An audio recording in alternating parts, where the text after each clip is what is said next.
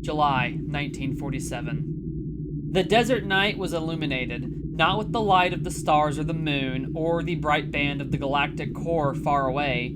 Instead, with the bright headlights of trucks piercing the natural darkness with beams of bright white light. The vehicles, mostly consisting of Mac No. 7 half-ton 6x6 and Diamond T 4-ton 6x6 trucks, as well as some Willie MB 1/4 ton 4x4s, had stopped out in the desert field on a ranch, their engines sounding like roars in the still desert night, even when only idling. Dozens upon dozens of men in military uniforms were already climbing out of them as soon as they stopped, and were slowly approaching an object laying partially embedded into the ground before them, having scoured a trench deep into the soil like a powerful tornado. One of the men, Major Jesse Marcel, gazed at the man next to him as he held up his flashlight, then gazed at the silver object reflecting his light back at him. The scene then turned to chaos as the uniformed men rushed forward to contain the scene. As they did, Major Marcel took in what he was seeing. At first, when a local sheriff had called him to inform him of what the ranch owner claimed he'd found on his property, the major hadn't believed it.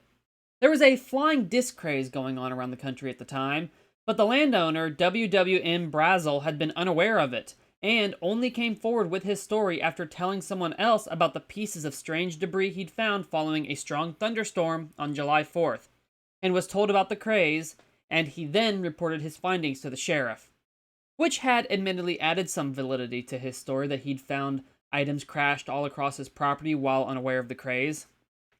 However, now Major Marcel was staring right at it. The source of the pieces Brazel had found. More than just pieces of wreckage or scattered debris. It was something much more. It was something real. They'd followed a debris field of pieces until they'd found where they'd originated from.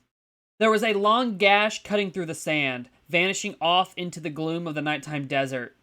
The stars were out and bright, but their lights now partially blotted out by the lights on the ground, illuminating the object at the end of the trench it left when it crashed and skidded over the ground, digging into the soil as it slowed and finally came to a stop. The tip had been real. The ranch owner's claims had been real. And Major Marcel only needed to look at the scene for a moment to realize the gravity of it. Once it hit him, he went back to his vehicle, one of the Willie MB 1/4 ton 4x4s, so he could drive somewhere with a phone. He had to make a call. As he left, several other larger armored vehicles and troop transport trucks pulled up to the scene, as well as vehicles for transporting heavy objects, one of which had a crane attached to it. Troops piled out of the transport, some rushing to help with the recovery, others guarding the perimeter of the area. But everyone there was hesitant to approach the object itself. The troops almost instinctively formed a wide circle around it with distance between them and it. We finally did it. We found a flying saucer, one of them muttered as he held up his flashlight. Meanwhile, large spotlights that had been bolted to the cab roofs of some of the trucks flashed on, fully illuminating the scene alongside the headlights and flashlights. Together, all fully illuminating what had fallen from the sky with artificial daylight brighter than the distant stars. It had been almost 2 years since the war ended with VJ Day. Since then, the powers at play in the world had been hard at work. Not just to rebuild after the planet had been torn and devastated to the brink of almost sliding back to the Dark Ages, but also restoring the power structure in the world, both at the country level and with who was at what position of leadership in those countries themselves. Hardly anyone had left the war without some change in rank or position. Among them was a high-ranked former commanding officer of the United States Navy named Aaronmore. General Aaronmore had been among those shifted around in the post-war reorganization, along with many others. Some had been moved to high levels of command or into easy office jobs in government, or to leadership roles in newly formed organizations. But he had been moved to assist in overseeing new aeronautical technology development and commanding a role in multiple secret research projects the United States was undertaking to try and get ahead in the new Cold War that was brewing. One war, right into another, even if there was no fighting. This time, it was a war of influence, of strength, of potential, of power, of having the better weapons, of scientific abilities, of intelligence, technology, influence, and a war of wit. The United States would need an edge over the Soviet Union, and, just as he'd done in the World War, Ehrenmoor was willing to do anything to ensure the United States found that edge first. Sponsor and support secret experiments of the most absurd sounding if it meant any kind of chance to getting to the finish first. He cursed the scientists that the United States hadn't been able to scoop up after the war, knowing that they were helping the Soviets to search for that edge first. Germany had some of the best in the world, and the United States had only gotten to a handful of them before the Soviets had gotten to the others. In particular, he cursed Nazi scientist Arne Wolf, who, with his unique knowledge in various fields, easily could have pushed the United States ahead in understanding theoretical physics and certain applications of technology that the general knew were better off left buried. But Wolf was dead, by Ehrenmoor's own order. He had been killed the year before during a secret operation the United States undertook in Soviet-occupied Poland, where he was in hiding after the war ended. The only consolation was that the Soviets hadn't gotten to him and offered a deal.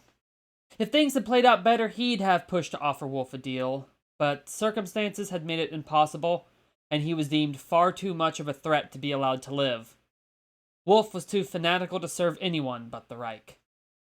Now their edge would have to come from somewhere else before the Soviets got ahead in the race, or the Cold War went hot.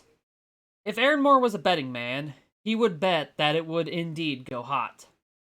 Perhaps the edge could come from the Japanese, he'd also pondered.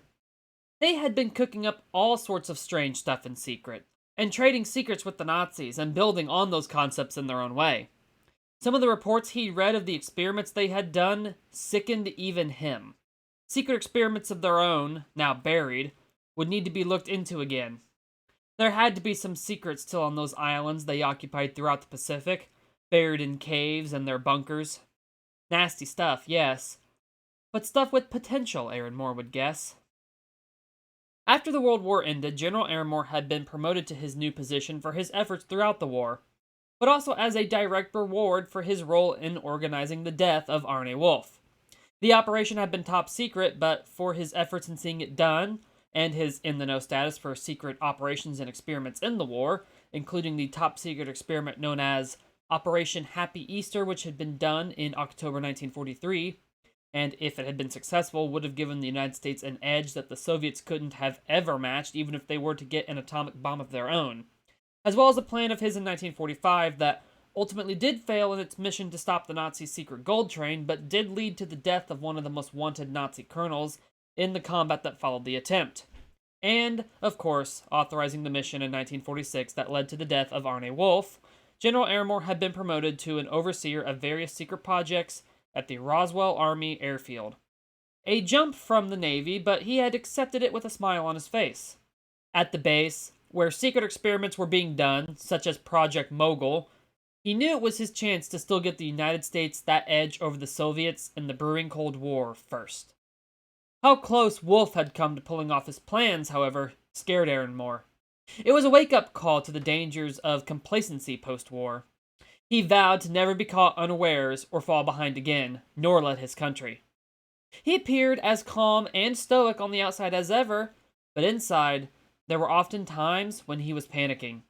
The world was advancing far faster than it ever had before, even out of the ashes of near destruction. More so than ever, the United States could not fall behind. So, due to his new role of overseeing the base and its operations, and overseeing the work on tech to keep them ahead in the game, he knew it was significant when in the middle of the night his phone rang. His phone only rang in the middle of the night if it was important. Drastically. He rolled over in bed and grabbed it off the receiver and held it to his ear. "Ehrenmoor," he curtly greeted. His voice was alert, as if he'd been awake for hours. It was the night of July 5th, the very early hours in the morning, and what he heard Major Jesse Marcel tell him over the phone made it clear it was the last normal night he'd likely ever know. "I'll be right there," was Aaron Moore's only answer before he hung up. 2 hours later, Aaron Moore was at the site, a field in the middle of Brazel's ranch. Military personnel were all over, hauling pieces of wreckage onto trucks. But Aaron Moore was focusing his eyes on what was lying outside of the wreckage, looking like it had crawled out of the mess. It was something from another world. An alien.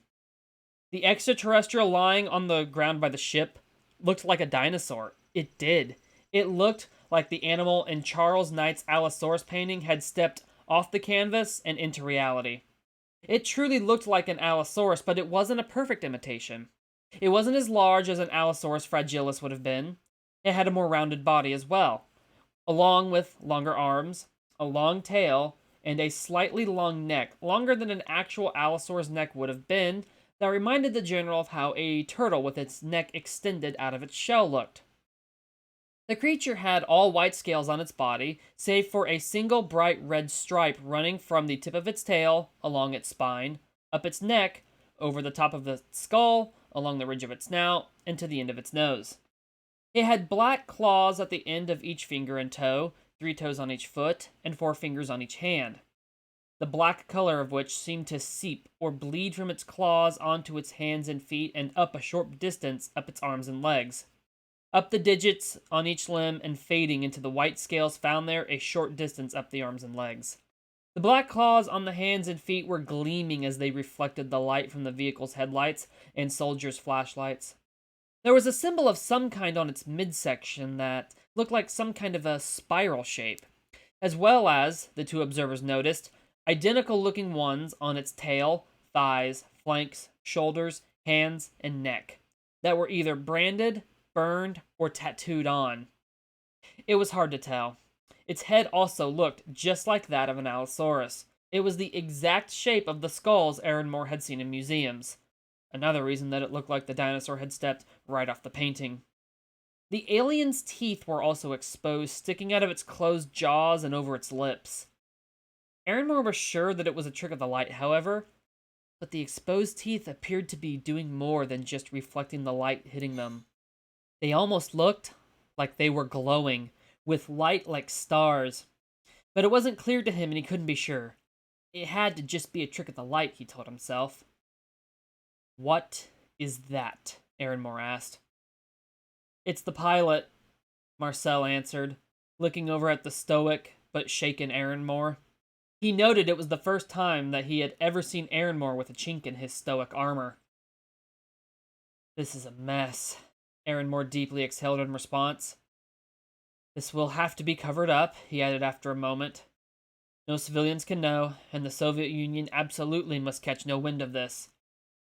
Marcel nodded in agreement. "Absolutely. What do we tell the people? What do we tell the landowner? The press were able to take some pictures of the wreckage before we could move them off. Not of the main saucer, I don't believe, but pieces. Brazel told them about the wreckage lying all over his ranch, and they came running before we did, like bloodhounds on a scent trail. Tell the papers it was a weather balloon, tell them it was a plane, tell them anything! I don't care, as long as we can control any knowledge of this getting out. And don't say anything about it being one of our secret Project Mogul balloons either. God help us if the Soviets learn 2 secrets in one incident," Aaron Moore said. "We'll go with a weather balloon," Marcel finally replied after several moments. "We just launched several last month. That'll be the easiest to sell to the press." He headed off to begin prepping a cover story, leaving Aaron Moore to oversee the recovery and what happened next with it. Marcel had his own duties to focus on aside from creating a cover story to put out, among them the landowner himself. Brazel had shown them where the wreckage he'd found was, scattered pieces mostly, but upon further investigation the main crash site had been located not far away. Marcel had left Brazel with Captain Sheridan Cavett at the site Brazel had first taken them to, once he'd realized they'd been on the trail of something bigger than he had thought. Yes, that was another thing he'd have to attend to, convincing Brazel it was just a weather balloon that unfortunately ended up on his land, and they were removing the remains and offering a truly sincere apology for the unfortunate incident. Marcel only hoped that the landowner would buy it as he drove away from the scene. He'd even offer full compensation for any damages, which didn't exist, but might help keep the ranch owner quiet. Aaron Moore remained for a long time and just stared at the extraterrestrial. He finally turned his eyes from the dinosaur-shaped alien as multiple men moved in to secure it and take it away, and instead turned his gaze to the wreckage. In the glare of the headlights from the trucks, it appeared like a pile of scrap metal more than anything else, but it was, in fact, mangled as it was, disc-shaped. The side which hit the ground was torn and smashed in, and the rest of the disc was heavily deformed. It was a shame that the ranch owner had already found some of the scrap from the crash and had been telling people, but thankfully he reported it to an authority before finding the ship itself. Aaron Moore observed as the scene was cleared as quickly as it could be. Not a single piece of scrap metal was left behind. They were taking it all. The disc was also loaded onto a trailer and covered with a tarp, and the pilot was far too heavy for even a group of people to move, so the same crane that had been used to move the ship was then used to lift it into one of the trucks as well, where it was secured and driven off along with the rest of its ship, back to the Air Force base. This was going to be a long night, Aaron Moore knew, but maybe he found something to give him the edge he was looking for. The potential that the technology in this crash ship could be used for, and what could be learned from knowledge the specimen must have had, were limitless. He would be making a lot of phone calls later. Maybe the Cold War had just been won without ever getting hot enough to be called a simmer. Sarah Richards had always been a bit of a trailblazer.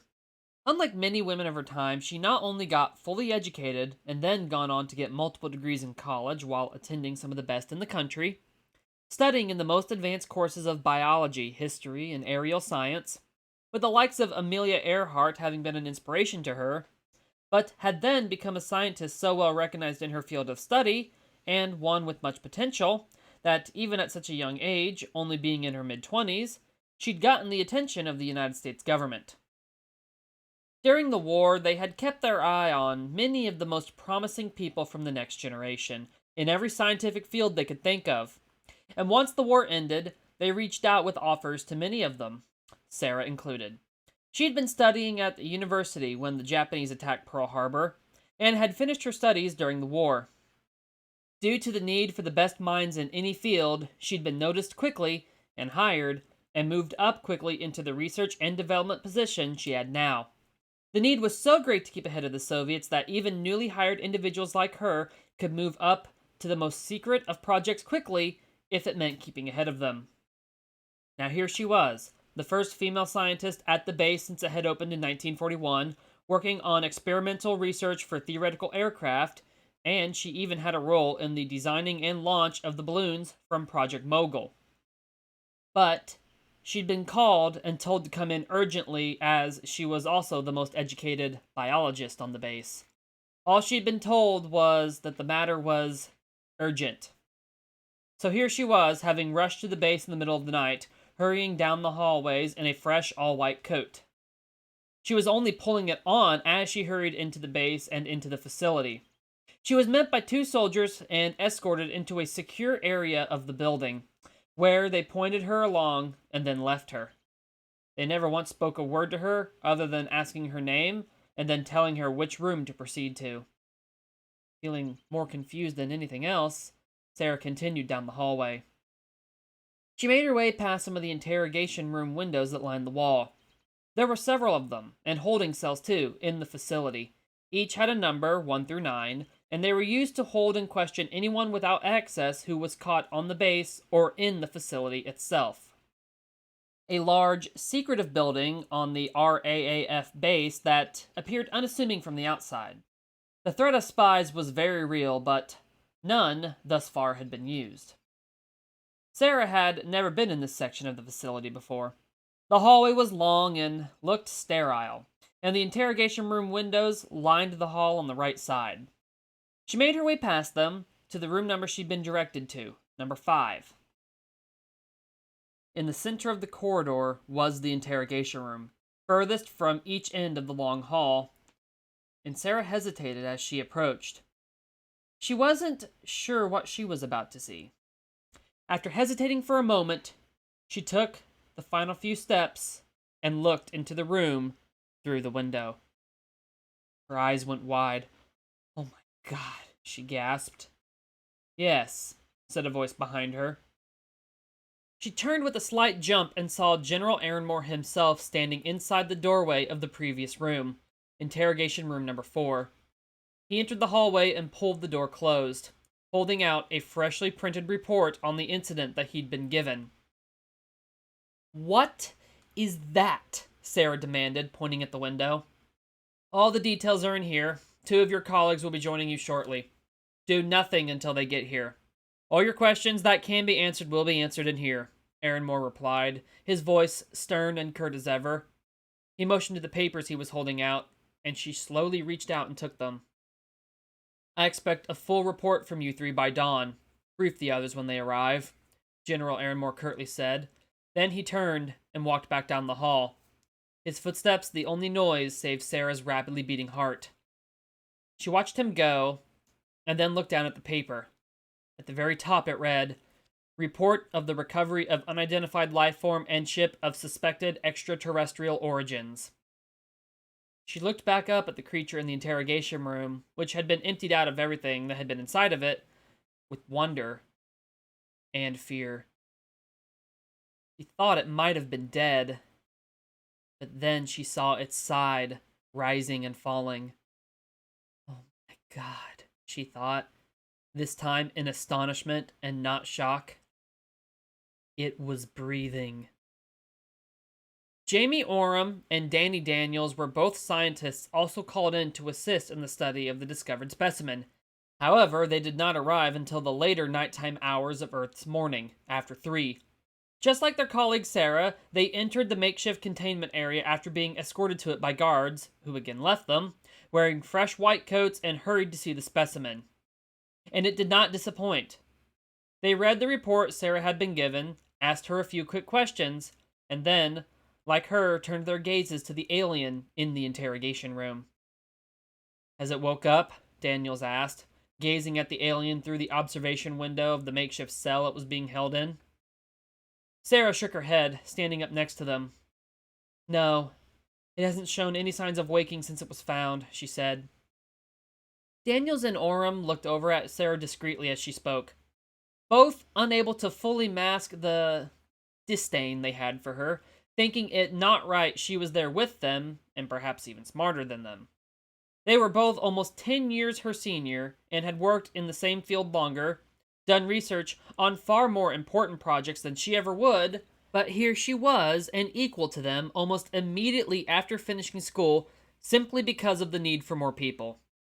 They'd been offered their jobs on the base as researchers at the same time Sarah had been, and thought it was due to their intellect, their past service record, and their reputations. But then this new girl had also been offered the same job, having never worked anywhere before. During the war, recruiting the best minds to assist in any way and all research projects was one thing, but she'd been offered the job after the war ended, when there was no longer a need to rush or have any enemies to beat. She had done nothing to earn it, and yet here she was next to them.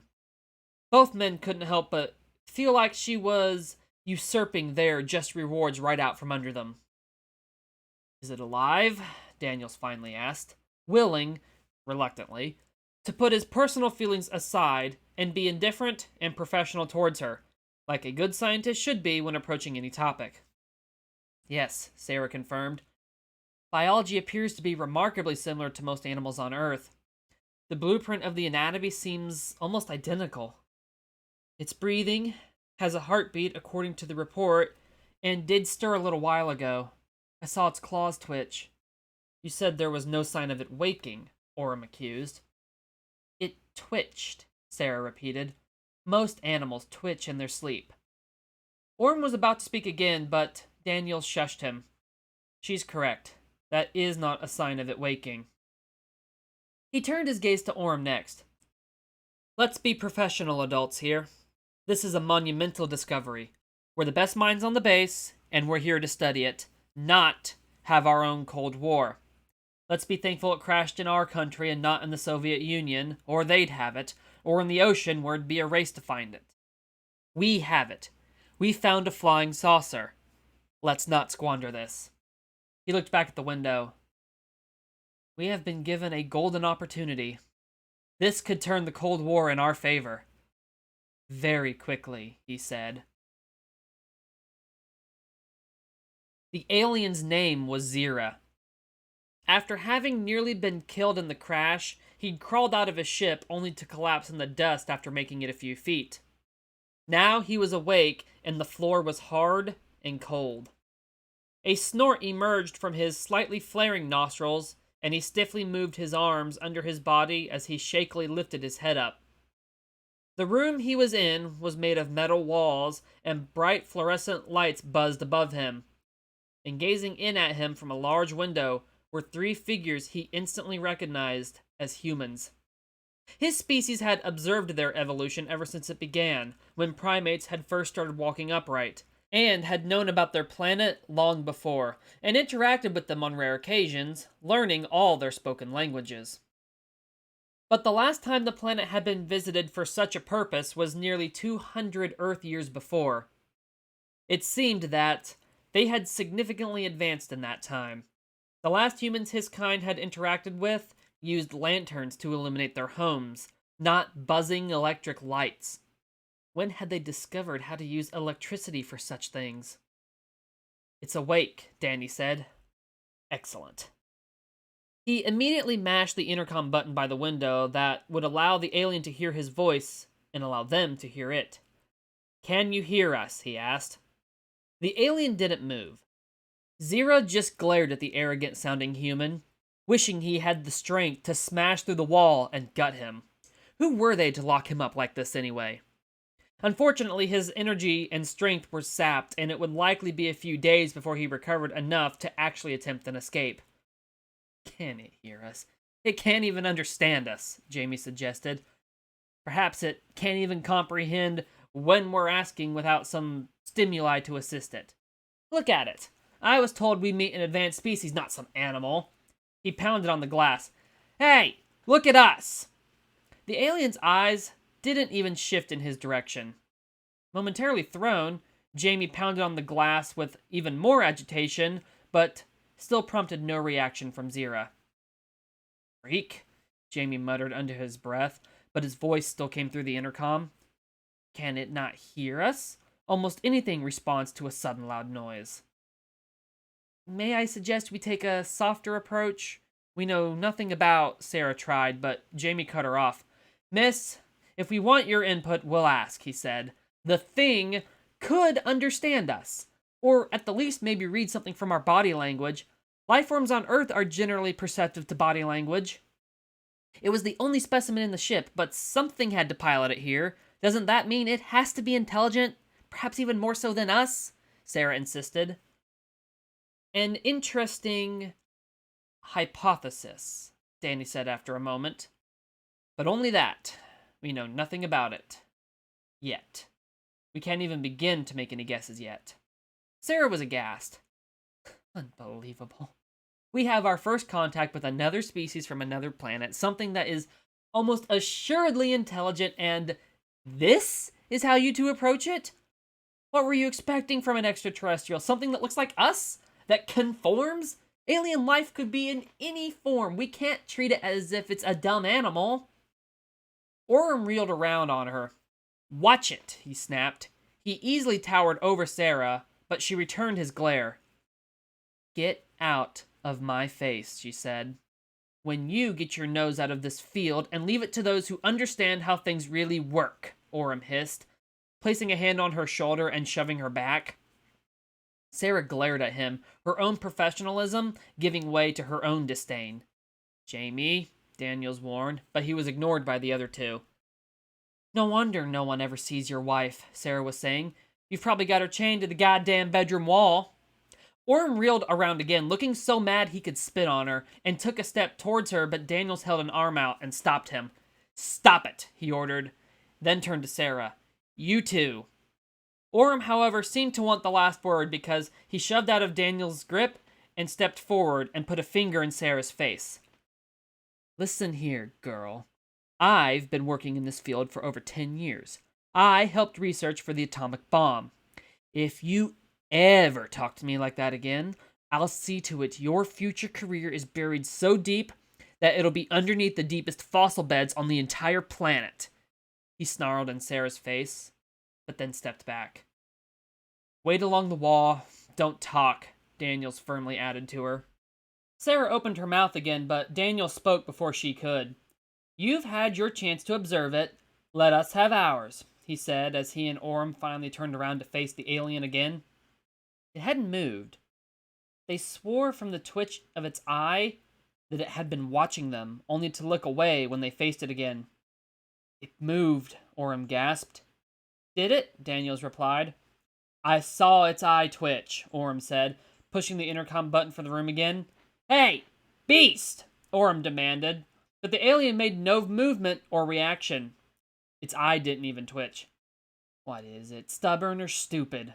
Orem muttered, taking a step back from the glass in frustration. Appalled that this was another being's first contact with humans, Sarah wanted to speak, but knew they would both veto her suggestions. They saw her on the same level as they saw the visitor. At least Orem did. Daniels was just indifferent, but he had no like for her.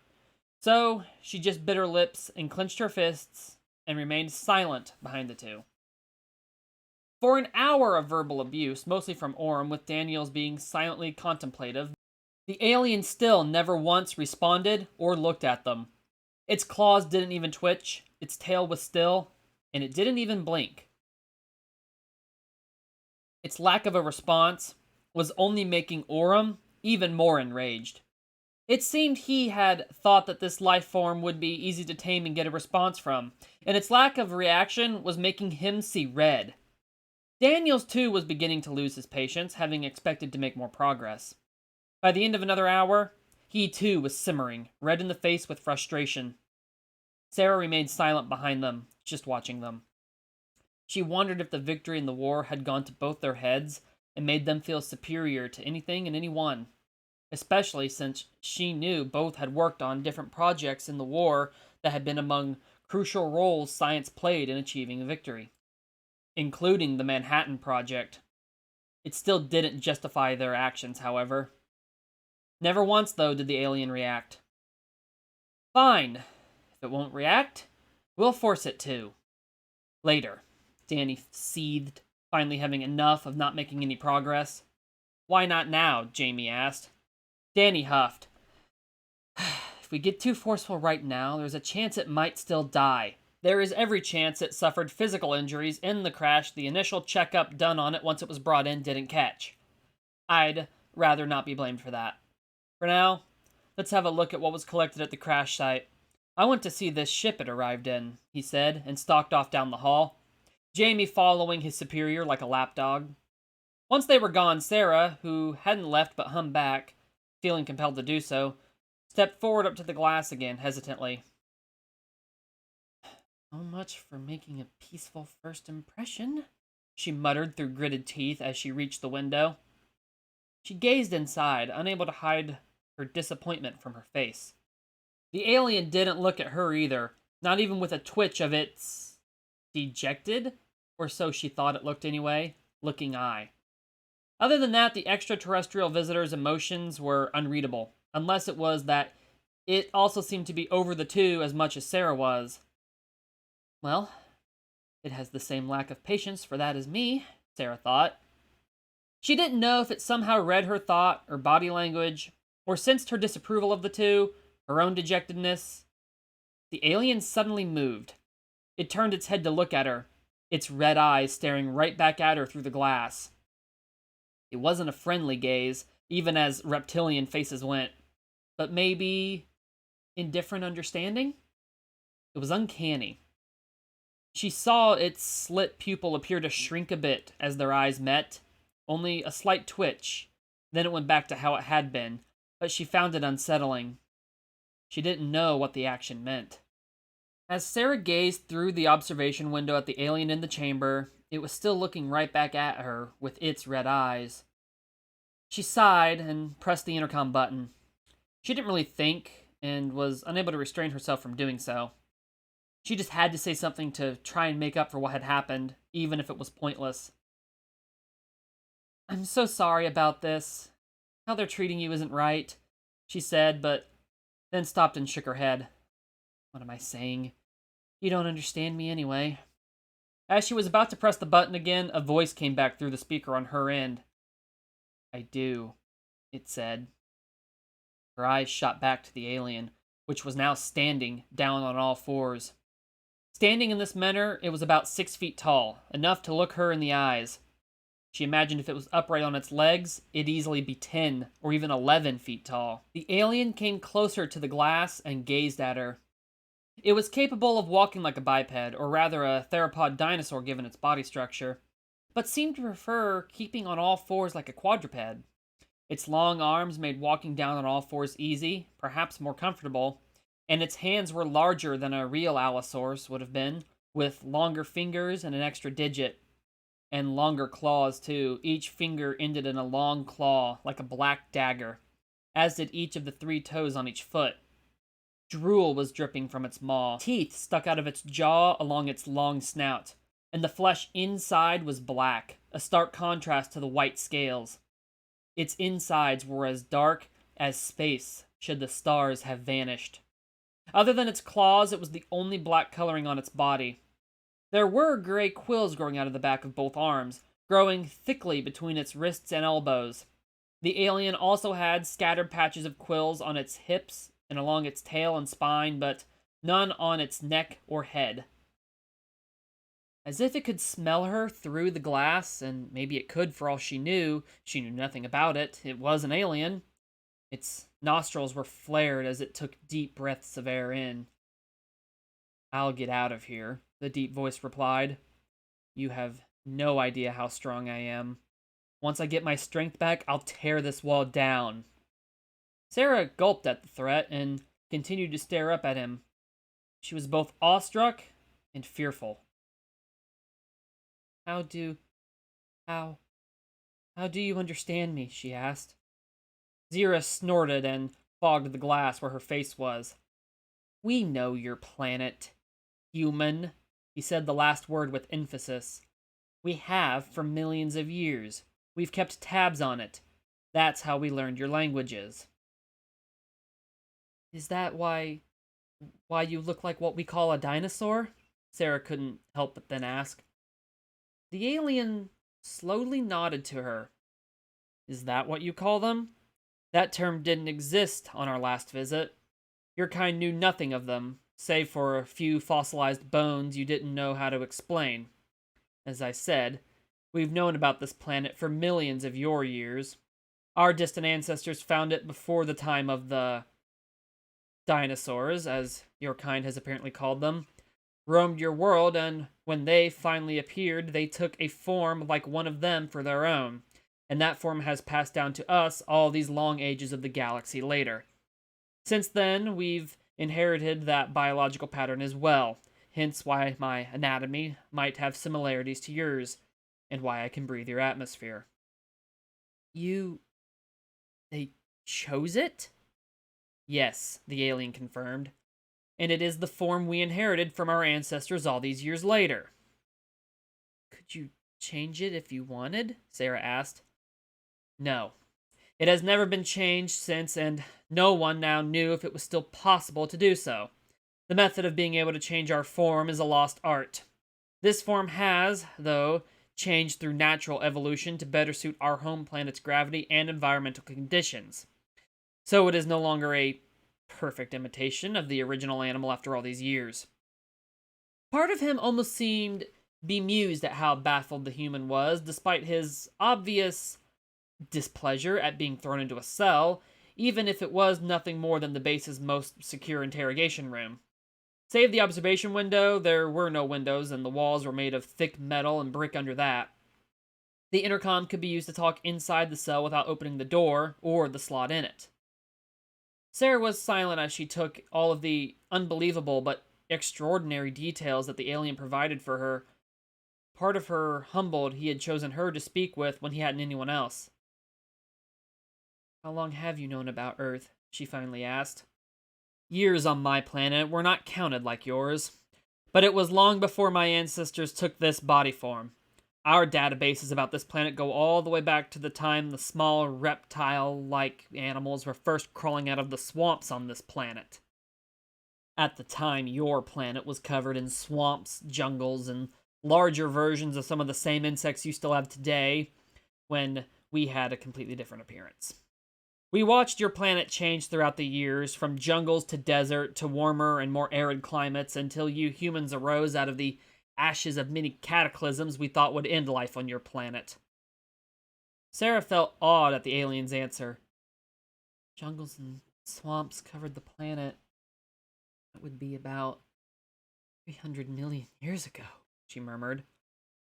And what does it look like? She then asked after contemplating for a moment. Come again? From space, Sarah clarified. What does our home look like? This gave Zira pause. This human was nothing like the others he'd observed. She was asking the right questions. She was humble, curious about him, the universe, her home, and she looked at him differently than the others had, with respect as an equal and amazement at the fact that they were talking, and he felt almost compelled to continue the conversation. The tension was leaving it, and it was beginning to feel more casual. Your planet is beautiful, he answered.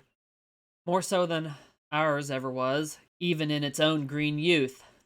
Ours was a dry world, yours is lush. I wouldn't even know how to translate its name to your language, so don't ask me. You humans, however, don't know how well you have it living here. It's a wet, moist planet with seas instead of only rivers. You're blessed. Your planet is a special jewel, even in a sky of sparkling ones. His response made Sarah fall silent for a moment as she thought about it. The alien's red eyes were always focused on her, though, and she finally looked back up at him. What did your planet look like? She asked. Not dissimilar from your red neighbor, Zira answered, but with more water and some foliage strewn throughout the desert. Our star was like yours too, but older, much older, but not old enough to swell and turn red yet. Sarah took a moment to take in all his words. Then she asked, You say your species has known about us for a long time. How old are you? I wasn't alive the last time there was contact with humans, Zira said, but we live longer than you. My kind lived for centuries when counted in your years, 8 or 9 usually. I was born not terribly long after our last contact with humans. And what are those? Sarah then asked, pointing towards the symbols tattooed across Zira's body. He glanced back at them and then turned to face her again. Ceremonial tattoos, he curtly answered. An ancient custom we never dropped despite advancing beyond the time of believing in the gods or rituals. Everyone on my planet received these when they came of age and performed a task to earn them. There were 7 on each side of his body, on the same place on each side of his body, resulting in 14 in total. If one looked at him from the side, they would see 1 on the neck, hand, shoulder, side, thigh, and 2 on the tail, 1 near the base and 1 about halfway down. They were in the same positions on the other side of his body. The tattoos themselves were all the same spiral design, but of varying sizes. They were all the same color, too, black, which vividly contrasted Zira's slick, smooth-looking white scales. What's your name, if you have one? Sarah finally asked after another silence. Zira cocked his head. Do you really care? Your friends seem content to refer to me as an it instead of as an individual. Perhaps they judge anything that doesn't look like what they deem intelligent as being inferior. Your species has not exactly changed for the better. Yes, I care, she promised. You're not some dumb monster. You're an individual. An amazing one at that. I can already tell. Just like any of us are. I want to know who you are. Zira watched her for a few seconds, looking for any sign her words were a facade, but there were none. She looked earnest, and he decided that he believed her. Zira, he said. That's the closest I can translate it to your language. Sarah smiled at him now, looking awed. I'm Sarah, she said, her voice sounding equally odd. Sarah Richards. It's nice to meet you. I wish I could have been the one who spoke to you first, instead of them. They're both asses. Brilliant, but they both think they're better than anyone and anything. I gathered that, Zira said with a soft hiss. Your first impression of us probably wasn't good because of them, she muttered. Damn shame. Squander that golden opportunity at first contact. Zira was finding her more interesting the longer they talked. She kept saying the right things and truly seemed to be as disgusted with her colleagues as he was with them. A shame she was born in a human body, he thought. Humans age and die so fast. She could have done more if she'd been born into a longer-lived species. Outwardly, his expression was unreadable as he thought this, though. It seemed to Sarah as well that he might have been done with the conversation, so she stepped back and finally said, Thank you for talking with me. She pressed the intercom button again to turn it off, but gave him a grateful smile, then turned and walked away to ponder what had happened. Zira watched her until she was out of sight, and then went back to his corner and laid down to rest.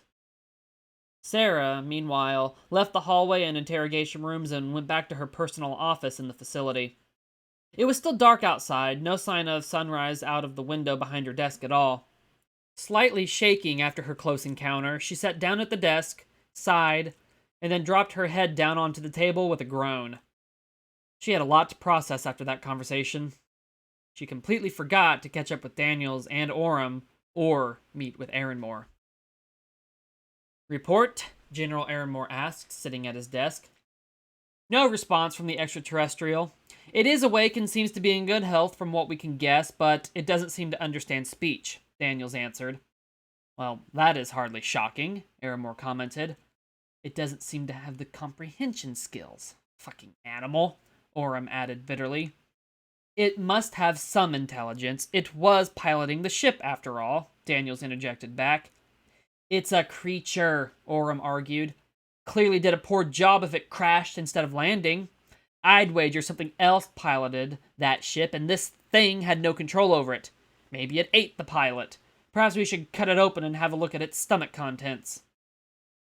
Our own pilots can sometimes crash. Your analogy is poor at best. I'd say tomorrow we try again to communicate once it has more strength. If it still refuses to react, we force one out of it, Daniels firmly said, looking at Aaronmore now and shutting down his subordinate. It would be regrettable if force was needed, but he wouldn't stop it as long as nothing was done that would damage the specimen permanently. The general nodded. I approve, and I'll oversee it myself. Now he held up a file and flipped through it to a specific page of his copy of the initial report on the situation. What did you and your other colleague make of the crash ship? Aaronmore asked. She didn't join us, Orem immediately commented. Aaronmore looked up in surprise at that, but Daniel spoke up again, not even mentioning Sarah's absence. The technology was astounding, and I've worked with some of the most advanced technology on this planet. Things that can push what we could make and what physics could achieve. What we have here is centuries ahead of our current capabilities, millennia perhaps even. The technology in the ship makes us look as if we're still using sailing ships to travel the ocean. Every machine inside the ship we have no name for, no way to describe or estimate what it does, and even the parts which seem somewhat similar to systems of our own are still very alien in how they work. The material they are made of, though, seems to be the same material from Earth. The same elements, Aaronmore asked. The same rocks? Yes. Seems to suggest that wherever it came from, the natural elements were very similar to our own. Iron, for example, which we know to be common in the universe due to meteorites. Comets and meteorites are common throughout the universe, thus iron is common. Seems the meteorites are all made of the same things on a galactic-wide scale, something we didn't know for sure before. Daniels leaned forward in his chair and continued. I say again, though, The technology is all centuries ahead of us. If we could figure out how it works, the Soviets would never catch us. We know the Milky Way itself is 100,000 light years in diameter. If the sun was at one edge of the galaxy, its light would take that long to cross it, and you would only see it as it was 100,000 years ago. The nearest star is 4 light years away. The ship was not provisioned for even so short a trip, let alone a longer one. It must have come here faster than the speed of light, perhaps in a matter of days relatively. This technology could put all the galaxy in our reach. The furthest star would be ours. The most distant satellite galaxy would have our flag in its core. Aaronmore was silent for a moment, then he spoke again. I want you three, you both and Richards, to review old manuscripts, ancient ones. If they are this far advanced, they might know more about us than we think. It coming here might not be a random chance. Perhaps they've been here before. Aaronmore seemed troubled by that notion, but didn't speak on it again. His silence was a clear signal to the two scientists that they were dismissed. We'll convene at the interrogation cell this afternoon. I cannot be there before then. As you can imagine, this incident has me tied up, especially with the papers printing about it. Get some rest, you two. We'll make our visitor react to us this time. Perhaps Richards will be there this time. Why was she not today? We don't know. We haven't spoken with her since early this morning, Daniel said. Perhaps she is attempting research of her own. Perhaps her easy employment has gone to her head, and perhaps made her forget her place. Orm's cocky voice finally hissed. Aaronmore bristled. I'll take that under consideration. His spoken order was conveyed with the tone of his voice. Get out. Sarah Richards hadn't slept at all, despite making a power nap attempt in her office, so by the time that the sun was up, she was sitting in her office gulping down a mug of coffee in big swallows instead. It took her less than a minute to drain the mug, and she put it down on her desk.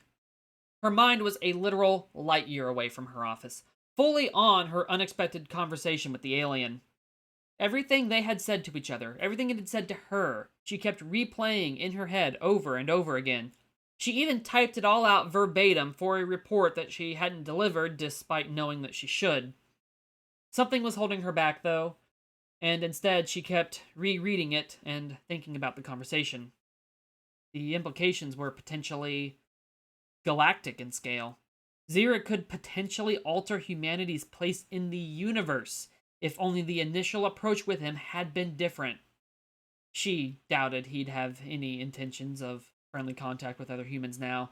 He'd been, at best, courteous with her, and that was probably only from her mutual courtesy and respect that she'd given him up front. Whatever he could tell would likely be unknown if he was unwilling to speak with anyone else. Something not at all unearned from Daniel's and Orm's terrible approach to contact. Sarah found she had no idea how to approach this, but decided then and there to not be involved with Daniels and Orm anymore. It might displease Aaronmore, but she'd do her own approach, her way, when they weren't around. He wasn't an animal. This wasn't a cold and calculated military operation. She was going to approach this as if she was meeting a colleague, or even a friend. On behalf of humanity, she'd put her best foot forward for everyone. Groaning, Sarah stood up and went to make another cup of coffee, one she knew she would probably down so fast that it would burn her throat. She was feeling drained after just thinking about all of the implications again, and she already had 1,000 more questions that she wanted to ask him. She had to get her thoughts together. It was mid-afternoon before Aaronmore got away from his desk. The situation was a mess. The buzzards were circling. The press were all but breaking down the gate. They'd gotten a taste of the truth and were ravenous for a meal, and the locals were spreading rumors. Information was being strictly controlled, even on the base. None on the base who worked outside of the research facility were in the know on what had been found, save those that had recovered the wreckage itself. But some news was still on the brink of leaking. Aaronmore had no doubts that the Soviet Union had spies in the nearest town. Why wouldn't they have agents stationed in such close vicinity to a top-secret United States research base? Who would pick up on the rumors too, should they get out? How would their government react knowing the United States possessed a real extraterrestrial and flying saucer with technology far more advanced than anything they had? Panic? Attack? Leak it? Try to make some absurd claim to it? Aaron Moore was doing everything in his power to keep it all under wraps, while at the same time dealing with the paper side of things that came with such an event. Finally, he was able to spare some time and he left his desk and met with Jamie and Danny, and together they headed to the interrogation rooms. He took note of the fact that Sarah was not with them and wondered where she was. She wasn't at the interrogation room when they got there either, but for the moment, the general forgot about her as he walked up to the window to have a look at the specimen. As Aaron Moore approached the observation window and gazed at the snarling, salivating alien inside, he couldn't keep his mouth from falling open in astonishment. Extraordinary, Aaron Moore gasped. Seeing it again, awake, in person, in a brightly illuminated room, and not only in the bright glare of headlights, left Aaron Moore shook.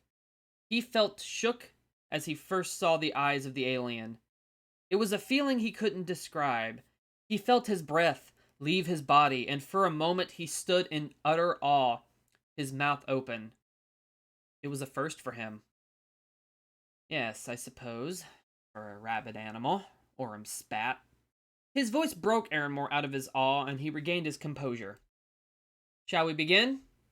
Daniels was silent, though his glare at his colleague's tone clearly showed his feelings on the man and his own attitude on the specimen. He had turned on the speaker to greet the alien in hope of a reaction, but there was no response. However, it was still open on their end, and Zira could hear everything they were saying. Yes, Aaron Moore spoke. We try fear first to provoke a reaction. Gladly, Orem said, walking to the door. It was unnoticeable to the humans, but Zira's eye shifted just a tiny bit, only a fraction of a hair's width, but it was enough to follow the movement of the man as he strode towards the door. With movements imperceptible to the humans, Zira tensed, ready for a spring. But the door did not open. Instead, Orem opened the slot in the door and stuck the barrel of a FP-45 Liberator, a custom-designed version of the weapon he had been presented with as a reward for his role in previous important research projects, inside and fired the single bullet it housed into the corner of Zira's makeshift cell near his tail. The sound was piercingly loud. Zira didn't react, and Orem pulled the pistol out from the door. Nothing? He spat, opening the gun and sliding another bullet into it. Let me aim at it this time. That'll surely get a response out of it.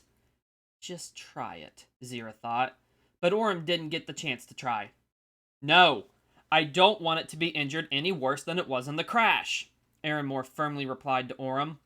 We'll find a non-lethal, or non-permanent, use of force for it. All it has to do is communicate for it to stop.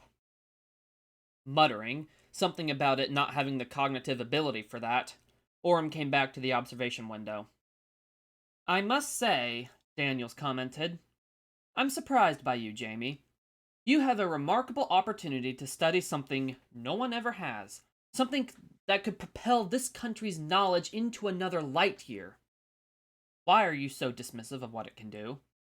Because the day you convince me that thing in there is more than just another animal is the day Germany won the war, Orem said. The arrogance of man is us always assuming our superiority. However, that only seems magnified in some with the victory of the war in mind. One can never assume they are always in that position. They must earn it, or force themselves into it. If they want to control the game board, they have to control the pieces on it and underestimate nothing, Aaron Moore said. We know nothing about the thing in the cell. We need to learn about it. Like it or not, it's now a piece on the game board.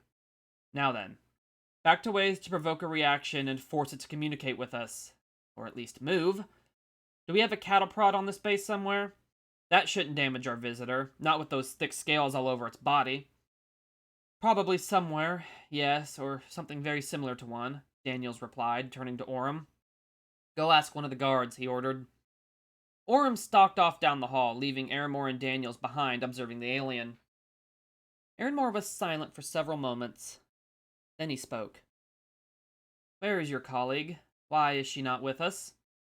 "I do not know, but I am not displeased by her absence," Daniels said. "She lacks the ability to look at something without emotion, with indifference. She pities it. A poor mindset for our needs."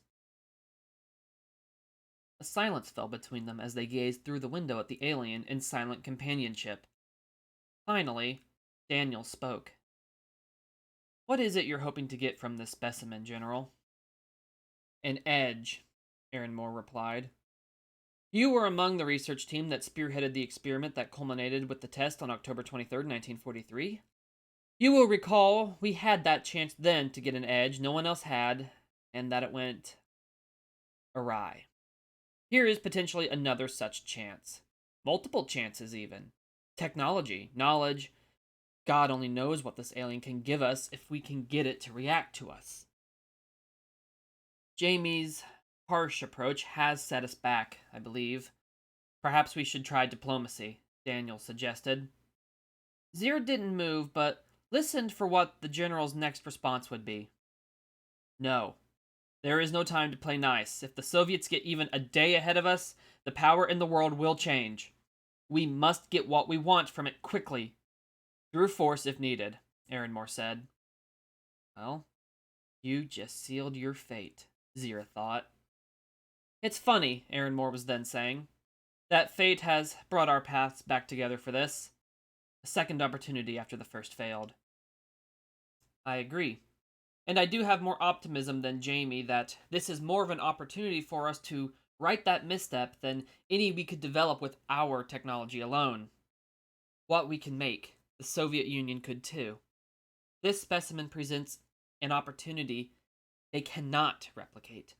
I do disagree with our current method, but agree with you that it is necessary, as long as it refuses to acknowledge us. Once we establish any communication, brutal force must stop."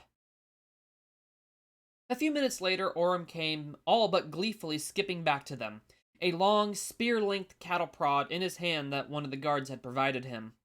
Orem came back into sight through the window and brandished the prod. Stoic as ever, Aaronmore locked gazes with the alien, as if giving it a moment to react willingly before any force was used to try and force one out of it. Zira didn't even look over at him. "Do it. One shock on the nearest appendage you can reach," he ordered, watching with his usual indifference, something Zira took full notice of. Aaronmore looked at him like a king would look at a subject he didn't care about, or rather as someone would a tool they thought they could control. Orem walked to the door, slid open the slot, and stuck the long prod through. Zira was half tempted to lunge over and take it from the human, but he didn't. He didn't want to do anything that would tax his still limited energy, not until he recovered enough of it. And he didn't want to give in to their provocation. Looking absolutely gleeful, Orem turned the prod on and stuck it inside the slot. Zira's tail was nearest to the door in the small room, so he aimed for that. He zapped the alien on the tail. Zira felt the bite of the prod. It hit with the sudden force of unexpectedly staring straight at a bright star with no eye protection. But he didn't move. It hurt, but he made himself stay still and conserve all his energy until his full strength returned. Then he would take his revenge. Looking taken aback, Orem jabbed Zira on the tail again. Zira didn't even twitch his tail. His defiance was only upsetting the seething, arrogant man outside, which was some amusement to the alien, even if he didn't outwardly show his amusement. He was tempted, but knew it would be better to keep playing the role he had been, and not show any sign of his intelligence.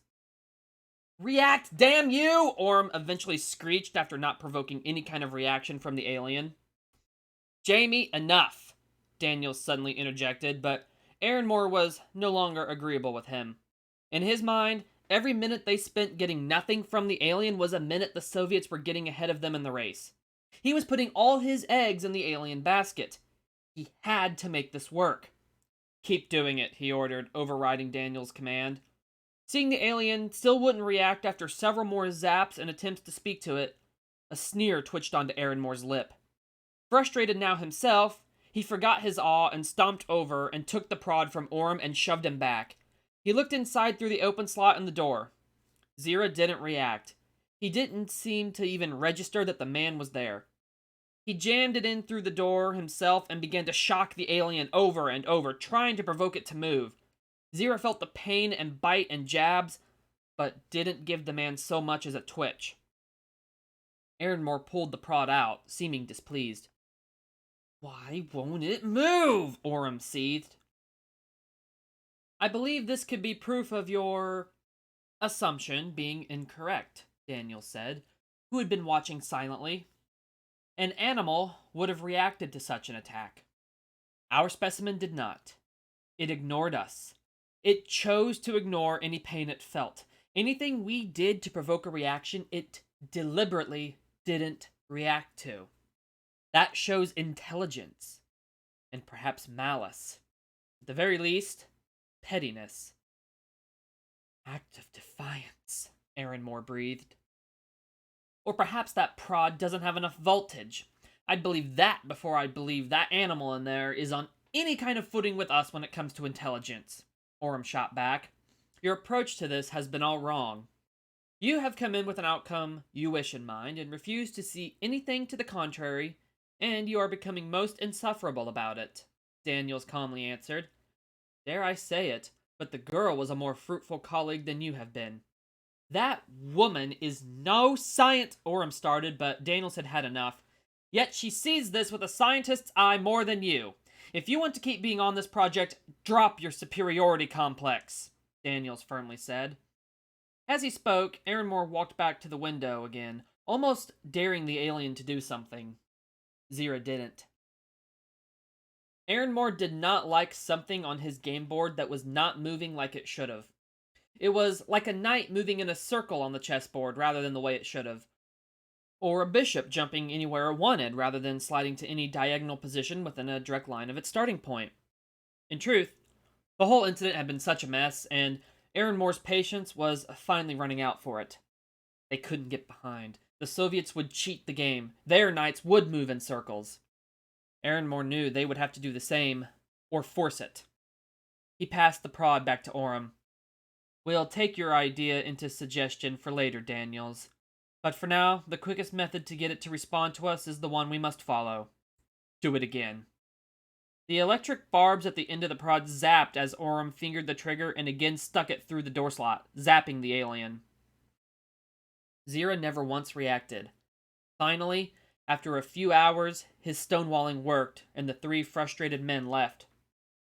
3 men who, in Zira's eye, he'd all marked for death.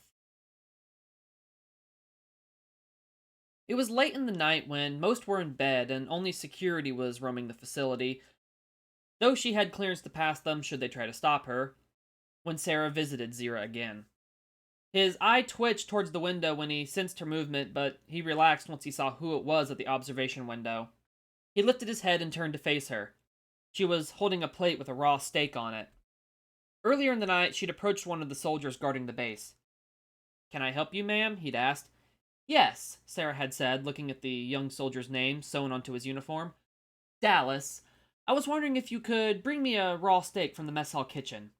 "Excuse me?" he'd said, but Sarah had insisted, stating that it was for ongoing research, so it had been brought to her by Dallas shortly afterward, looking confused but not asking questions. Those scientists do weird things, he simply had told himself. He half wondered if she'd come back with a tap-dancing steak she'd zapped with electricity. "I thought you might have been hungry," Sarah now said to Zira, holding the plate up. "It's not much, but it's the best I could wrangle up." Zira gazed at her, but his stomach voiced its protest to its lack of sustenance, even if his species could go weeks without eating in a pinch. But Zira's eyes simply continued to bore into Sarah's with the intensity of a drilling rig digging a borehole, searching for any sign of deception. Then, as if he chose to fully trust her, he stood up on all fours and came closer to the door expectantly. Sarah opened the slot in it, tipped the plate, and let the steak slide through. Zira snatched it and caught it with his mouth, tasting for a moment before throwing his head back and swallowing the whole thing in one gulp. He then lowered his head and locked eyes with Sarah through the slot. "Thank you," he said. "Lack of food has, certainly, slowed my recovery down somewhat," he then admitted. Sarah smiled at him and closed the slot, going back to the window and speaking through the speaker. Zira followed her and stood just on the other side of the glass from her. They watched each other for a moment before the alien was the one to break the silence. "I haven't told your fellow humans anything. They treat me like an animal that should be caged, so why would I speak to them? I might as well pretend to be what they assume I am," Zira snarled. "Then why did you speak with me?" Sarah softly asked after a moment. "You were sorry, and you don't see me that way. You have the right approach. You see what they don't or can't," Zira simply said. "I'll spare you when I do have the strength to break out of here if you're around. If you don't try to stop me or get in my way," he coldly added. Sarah swallowed her saliva nervously at that, not sure how to feel about his not so thinly veiled threat. She also noted that once again Zira said when he escaped. She wondered just how strong he was when at his peak, and wondered if they all hadn't bitten off more than they could ever hope to chew. "You don't need to be afraid of me," Zira said, as if sensing her fear. His tone was gentler now. "I don't want to hurt you. Even if you were in my way, I would first try to move you in a non-lethal way," he added matter-of-factly. "Only at first?" she asked. Zira stared at her for a moment and then exhaled, fogging the window momentarily. "As many times as it took," he said after a moment. "So, why did you come here?" Sarah asked after a period of silence passed between them. Zira didn't speak for several moments. His gaze just went to the floor. "My planet was recently destroyed in a cataclysmic event. I was the only survivor, as far as I know. Your planet has had such events too. Shortly before the dinosaurs appeared, there was one, according to our records, and again when they vanished, and other times, but lives survived here. My planet was not as lucky as yours. It's uninhabitable now. This was the nearest habitable planet my kind could live on, so I came here, but unfortunately lost control near your planet and crashed. I was only just able to keep my ship on course and not miss your planet completely before I lost all control and came down. There was a bad storm at the time, and that didn't help with trying to make a crash landing. I had no visual of the ground until I hit it." Sarah was silent as she took in the scale of what he described. An entire planet and species wiped out. In an instant, it almost sounded like. "I'm sorry," was all she said, not knowing what to say. How should one respond to that? How could one respond with words to something on that scale? "How did your kind find our planet originally?" she finally asked. "We took notice of the phenomenon you humans have come to call total solar eclipses. Such a thing didn't occur on our planet, our moon was too small, or on any other planet we know of, save this one. So when they were spotted here, my kind came to see the next one, and then discovered the planet had life. That's all ancient history now, of course." Zira answered, "If your planet was a mere jewel, total solar eclipses are the rare diamond. They are another thing your planet is blessed to have, even if you don't fully appreciate it.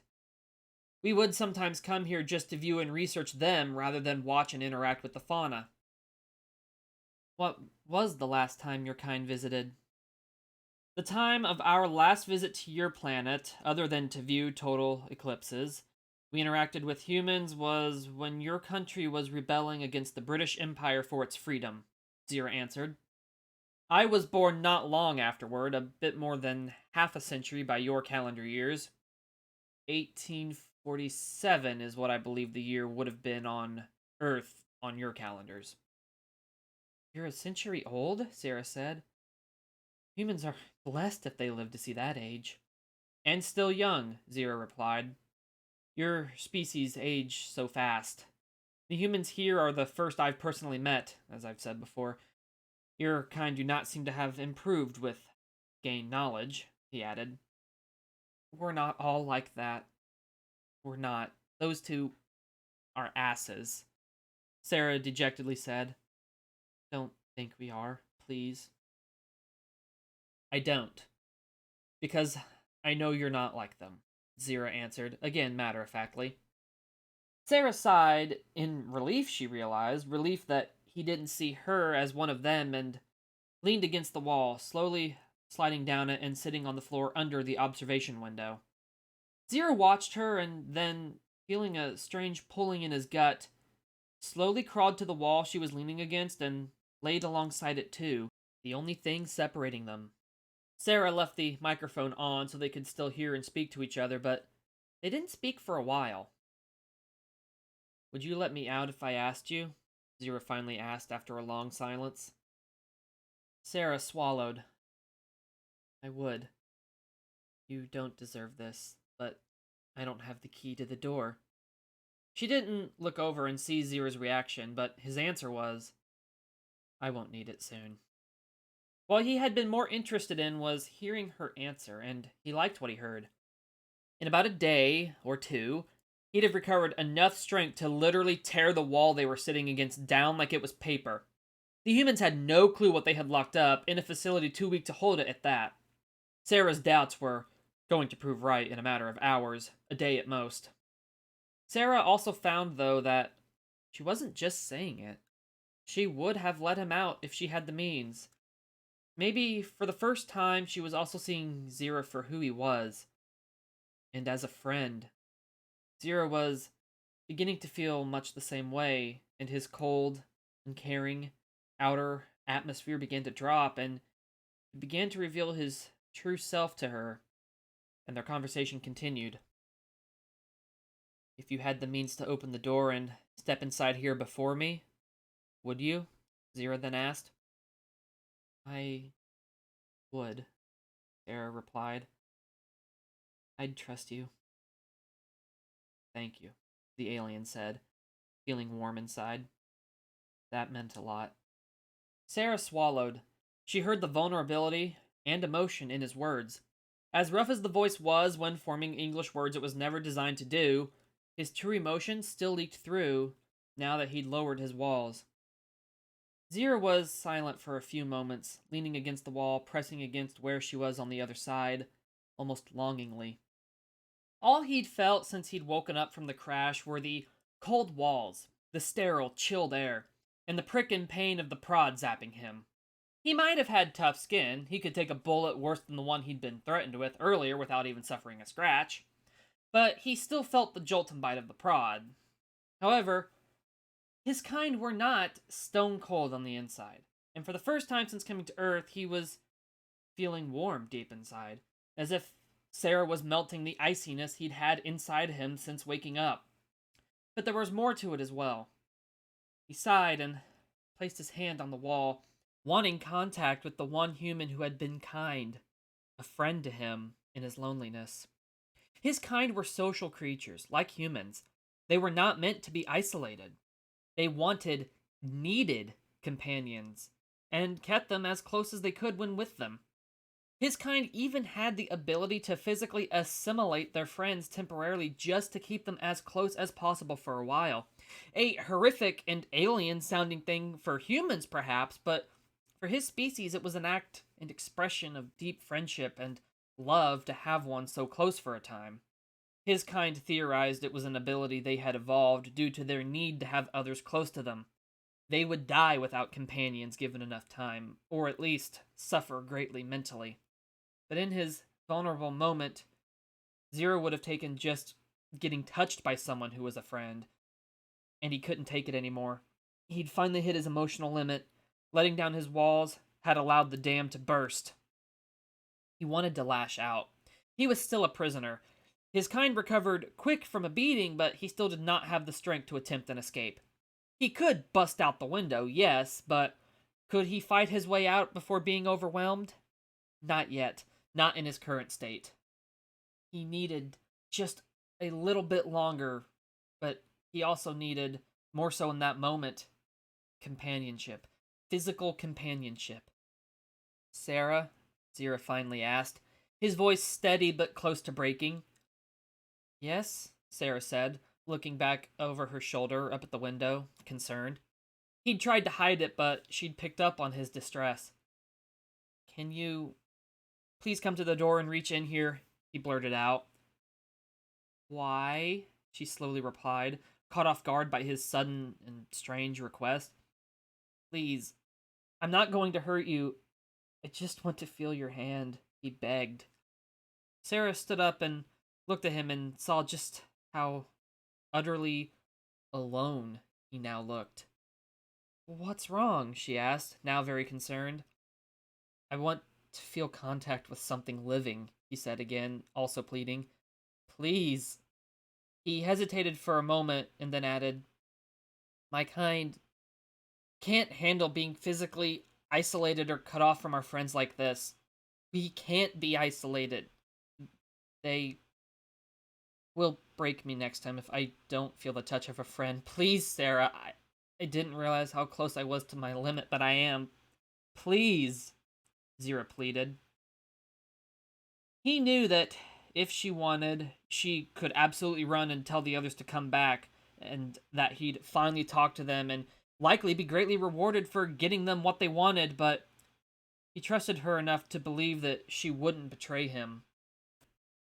Sarah stared at him, looking both worried, fearful, concerned, and hesitant.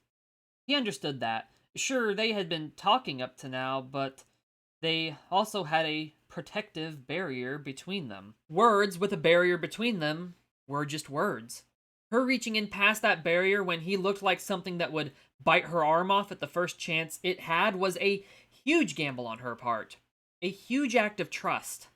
Words were one thing, and physically putting herself in his reach was another, but just like he had done, she likewise found that she had the same belief he wouldn't betray her that he had felt for her. And Sarah found, looking in Zira's eyes, that she did trust him. Okay, she said. Okay, I'll do it, Zira. I trust you, she added, hurrying to the closed door to the cell where she stopped as she was reaching out towards the slider that opened the slot in the door. Sarah faced the door. She hesitated at the last moment, but decided to trust him. She reached out and slid the slider that was at her eye level open and reached her hand through. Zira was just on the other side. She could see his exposed teeth sticking out of his jaw. For a few moments, the alien didn't react. Then he leaned forward and put his nose in her hand. A soft sound that resembled a purring soon came from his throat as he experienced his first contact with a fellow being since leaving his home world. His touch was gentle, and Sarah felt the vibration of his purr travel through her palm and upper arm. He immediately felt better. He felt relief and purred softly as his emotional breakdown finally receded. Sarah likewise felt peaceful at the touch. She sighed. It felt good, and gently began rubbing his nose. After a moment of the extraordinary contact, Sarah, not even sure why she was doing it, leaned forward and rested her head against the open slot in the door. Zira did the same after a moment, and their faces touched. Sarah didn't know it, but for Zira's kind, this was a show of deep trust and friendship between individuals. Never once before in his life had Zira touched someone in that way until that moment. It was only reserved for those that the individual held most dear, and in Zira's mind, Sarah now filled that space. So what have we learned? Aaron Moore asked, sitting at his desk and pouring 3 glasses of whiskey. He was having a late meeting with Daniels and Orem, discussing the events of the day. After leaving the alien, they had gone to study the flying saucer, which had been a much more fruitful endeavor than the pilot had. At first, they discussed the promising potential of the ship. Then they turned their conversation to the alien itself. It's obviously not intelligent, Orem said immediately. It doesn't speak or react to us, save for typical animal instinct-driven aggression. Then take into consideration the symbols on its body. 14 symbols that appear to have been intelligently designed, Daniels pointed out.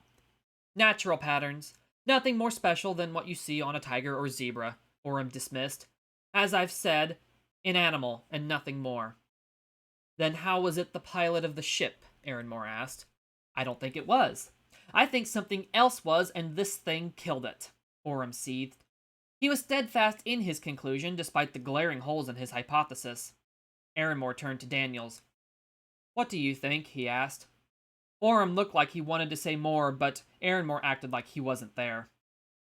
As I told him before, I believe Jamie's conclusion is premature at best. You're making bad faith arguments, my friend. You've reached a conclusion before having any evidence, and you're now looking for things to confirm it.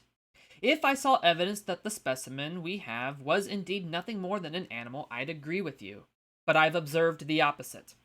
The UFO's cockpit equivalent clearly shows it was designed to accommodate an individual of the proportions we have in our facility. The specimen would also be behaving differently if it was only operating on animal instinct. I think it's far more intelligent than we believe, he said. Orem opened his mouth to speak, but Aaronmore cut him off. You think it understands us? Oh, I do. At the very least, our body language and unfortunate aggression we've given off. And I think it could communicate with us if it wished. If so, tomorrow we must get it to do so. We need to know why it's here, or if any more of its kind are on the way, and what their intentions are. I did also review some medieval era manuscripts. There were some documented events I made note of that led me to believe they've come here before.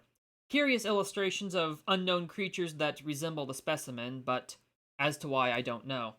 They must have a reason, though, and it might not be in our best interest. I agree, Aaronmore said. Such a threat must be discovered if it exists. Tomorrow, use whatever force is needed to get it to finally communicate. I don't care if force is what's making it act the way it is. Anything can be broken. I'm going to make some phone calls and get some people here to back you up. Also, Aaronmore leaned forward now. I want Sarah Richards off this project after what you've said she's contributed to it. She does not have the firm hand needed to force our specimen to communicate. Orem seemed pleased, but Daniel spoke up. If I might, he said, our current methods of trying to force it might be the problem. They are no better than primitive cavemen banging rocks together to try and get one to spark for a fire. If indeed tomorrow we have more research with us, might I suggest a more diplomatic approach instead of one of brute force? I am loath to take her suggestions for our approach, but on behalf of humanity even, this is an opportunity unlike any we perhaps will ever have again, and any avenue should be explored. Even if we theorize they have been here before or have ill intentions, I believe using force is the root of our problem. You may request such a change, Aaronmore said, but I deny your request. You must get it to communicate with us by any means. We are standing still while the Soviets push ahead. I will not lose the race again. Playing nice gets you nowhere. Continue to use force. If it is intelligent, it will break eventually. That is my final word. I will be sending a note to Richard's office informing her of my order. Daniels, you are now head overseer of the project. Congratulations. Dismissed. With a look of indifference on his face, Daniels simply said, The current method is not working, General, but by all means, waste this chance tomorrow by trying more of the same. And your observations are getting us nowhere, Aaronmore replied. As they left Aaronmore's office, Daniels pulled Orem aside once they were a short distance down the hall. Listen to me. Tomorrow, I expect you to act as someone with an education from as prestigious of a school as you ought to. Otherwise, I will drop you from this project too. Orem went to speak, but Daniels pushed him up against the wall. Shut up. I take charge on this tomorrow. I say what we do, and when we do it, and when we stop. You do as you're told, and only as you're told. You're going to be quiet unless spoken to. Sarah and Zira were still standing at the door, both leaning against the opening, Zira's nose touching Sarah's forehead. They both had almost become lost in the touch, the contact, the trust that it embodied, and neither knew how long they had been standing like that. Zira was both at peace for the first time since he'd come to Earth, and was torn between begging her not to eventually leave him and wanting to tear the door down now and hold her closer and not let her go again. But he did neither. He restrained himself and enjoyed what contact he had while they had it. He wished that she understood the gravity of his current gesture and what it represented, though. Two things then happened. Sarah suddenly seemed to remember where she was and how it would look if someone saw what she was doing because she suddenly pulled away and looked down both directions of the hall, but it was thankfully empty, being late at night. She was also shaking a little bit as she did, as if the experience had changed her. She had suddenly started to feel a prickle in her mind and deep within herself. It was like the gravity of what their action meant to Zira was sinking in for her. Sarah didn't know how she knew, but she did. It had suddenly slammed into her. It was almost like Zira's feelings had transferred into her mind when they touched, and she had a brief glimpse at his emotions. It left her shaking. Zira almost wanted to beg her to come back, and felt again the want to just break down the door and hold her close to him. Whatever happened next to him be damned. But he didn't. Slightly distressed, he took a step back and looked at her through the slot. "Sarah?" he asked. Still shaken, but relieved they weren't seen, Sarah said, Um, uh, I should go. If someone sees me here this late and doing that, it'll be hard to explain. And bad for you and me. I'll come see you again. I promise," she said, her mind clearly elsewhere.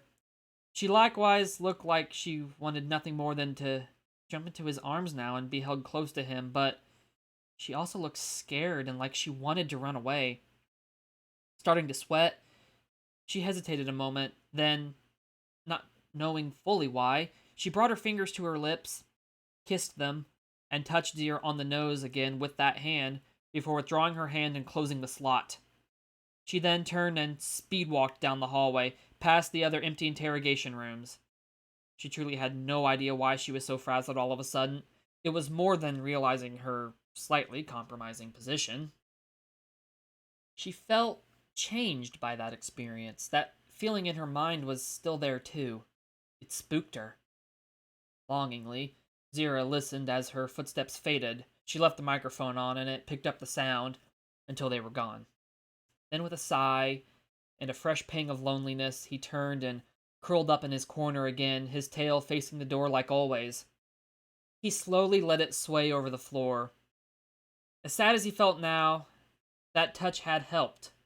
He felt mentally refreshed, and while he still wanted nothing more than to hold his new friend close, maybe even do it in the closest way that his species could, even if just for a little while, he restrained himself and went back to resting and building his physical strength back up now that his mental state wasn't at the verge of breaking due to the isolation.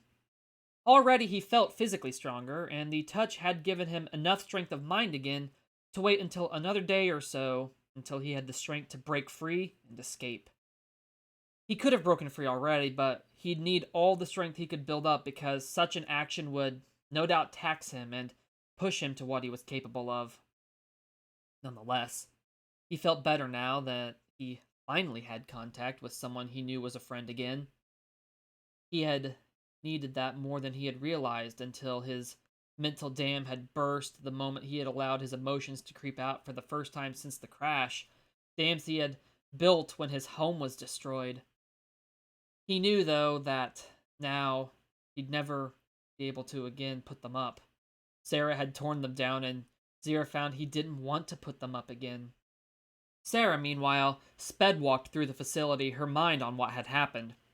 It was the contact that was making her feel this way. She felt deep inside of her that the touch had changed something inside of her.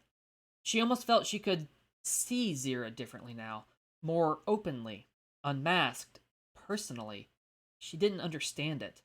She hated to have run off like she had right as he'd finally opened up and been vulnerable in front of her.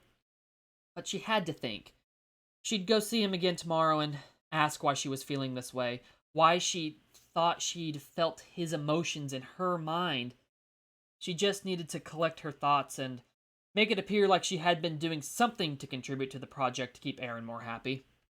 It was only when she got back to her office that she found a note from Aaronmore on her desk, that stated she was removed from the project and her access to the area with the specimen would be henceforth denied.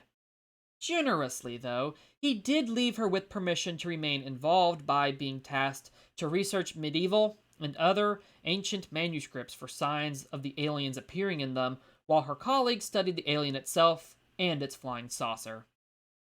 In response, Sarah went outside and burned her report. They would never learn the truth, she decided. It was late in the day when the researchers who had been contacted were all flown to the base. The sun was already setting over the desert when Daniels and Orem met them, an entourage of military and civilian scientists from a variety of fields, from biology to astronomy, or even the most advanced kinds of technology or theoretical physics. "Welcome," Daniels greeted the gaggle of researchers waiting outside, just under a dozen people. "We apologize for the short notice and secrecy. However, as you will all soon see, the secrecy was necessary and the rush was needed. You are all some of the best minds in your respective fields. Some of you know me, and I've worked with some of you before." Some of the people were the same ones he had worked with on the project that had become commonly known as the Philadelphia experiment. "And gentlemen, we have an opportunity here unlike any that any of us have ever had. We can learn more in minutes than in decades if we put our minds together again. Come with me and see." With the procession looking a mix of confused and intrigued, they followed Daniels and Orem into the facility. Armed soldiers were guarding the doors and stepped in to bar the way behind them once the group was inside, brandishing rifles. Daniels and Orem led their fellow scientists to the makeshift hangar where the crashed ship was being held.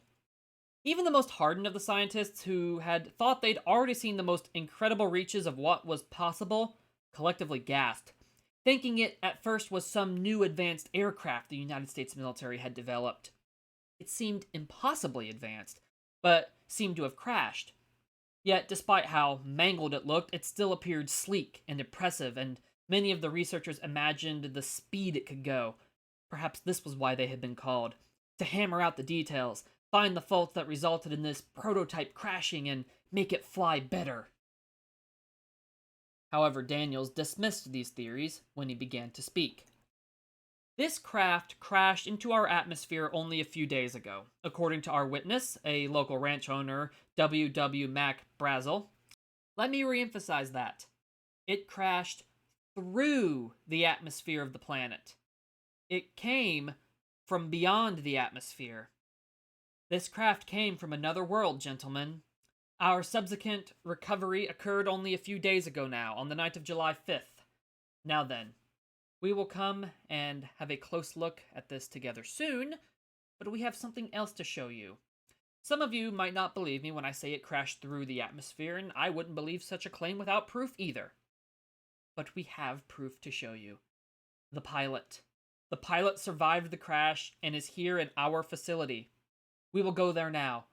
Come and see the incredible specimen." Daniels turned and led the researchers from the hangar. As he did, Orem shook his head and sarcastically muttered, "Incredible." There were mutterings of discontent now, but the collective still obediently followed Daniels and Orem from the hangar again, making their way to the interrogation cell block. When they got there, they were not disappointed. There were gasps of amazement and shock as they gathered around the window and stared at Zira. Some even jumped back, so startled by what they saw. Not just an alien, but something so vicious looking. Daniel smiled. "Yes. Behold. This was the pilot," he said, turning to look himself. They'd left the alien alone all day. It would be in front of everyone that they finally forced it communicate with them. If, as he hoped it might, it didn't do so willingly. One way or another today he would prove the intelligence he suspected. "It is what we brought you all here to mainly study," he added. The researchers jostled and gathered around the window and pushed each other for a glimpse, like kids in a zoo. Orem was among them, staring with outright disgust at the alien now. And the fact that it still ignored them only made him angrier. While everyone around him was pointing and muttering thoughtfully, Orem snapped at seeing their admiration for a dumb animal. He'd hoped the others would see reason and agree that it was nothing more than an animal, but their awe of it was insufferable, and he set out to finally prove he was right. He began pounding on the glass with a fist, then slapping it with an open palm. "Come on, you animal, move!" he shouted, so loud that it silenced everyone and that Zira could hear it through the glass. He hissed. "Jamie!" Daniel shouted now, trying to push his colleague out, but there was too many bodies between them. Orm ignored him. "Just react!" he screamed. With a growl growing in his throat, Zira turned his head and faced him, his glare locking on the insufferable human who actually jumped back at the movement. "It moved!" he said, but then Daniels had him and pushed him away from the glass. "I want you out of here now," he said. "Get off me!" Orm spat like a rabid animal, feeling like he was about to be proven right. He shoved free from Daniels and pushed his way in front of the window again, shoving others aside to push the microphone button. "Come on, you animal! Show everyone here if you are in fact intelligent and not some dumb brute! Do something! Come on!" Zira was a patient individual. However, this human was pushing his patience now. After days of his constant verbal abuse, he was finally at his limit. Orm, however, kept screaming, looking like he'd also snapped now. And the more he did, the more Zira, who was finally feeling strong again after 3 days of resting, was ready to snap. The more angry he got too, the more his pupils appeared to shrink until his eyes were just solid red and pupilless slits in his face that almost seemed to be glowing. Daniels noticed and felt a mix of awe and terror fill him as the alien almost looked like an evil entity now. But Orm seemed to not notice, and he pushed anyone who tried to grab him away. He seemed to have no worries that he was destroying his career's credibility. He was just so angry that everyone was admiring something that didn't deserve it in his eyes. With a snarl, Zira finally had had enough, and feeling like he had enough of his strength back to finally suffice, he stood up, crouched, and leapt.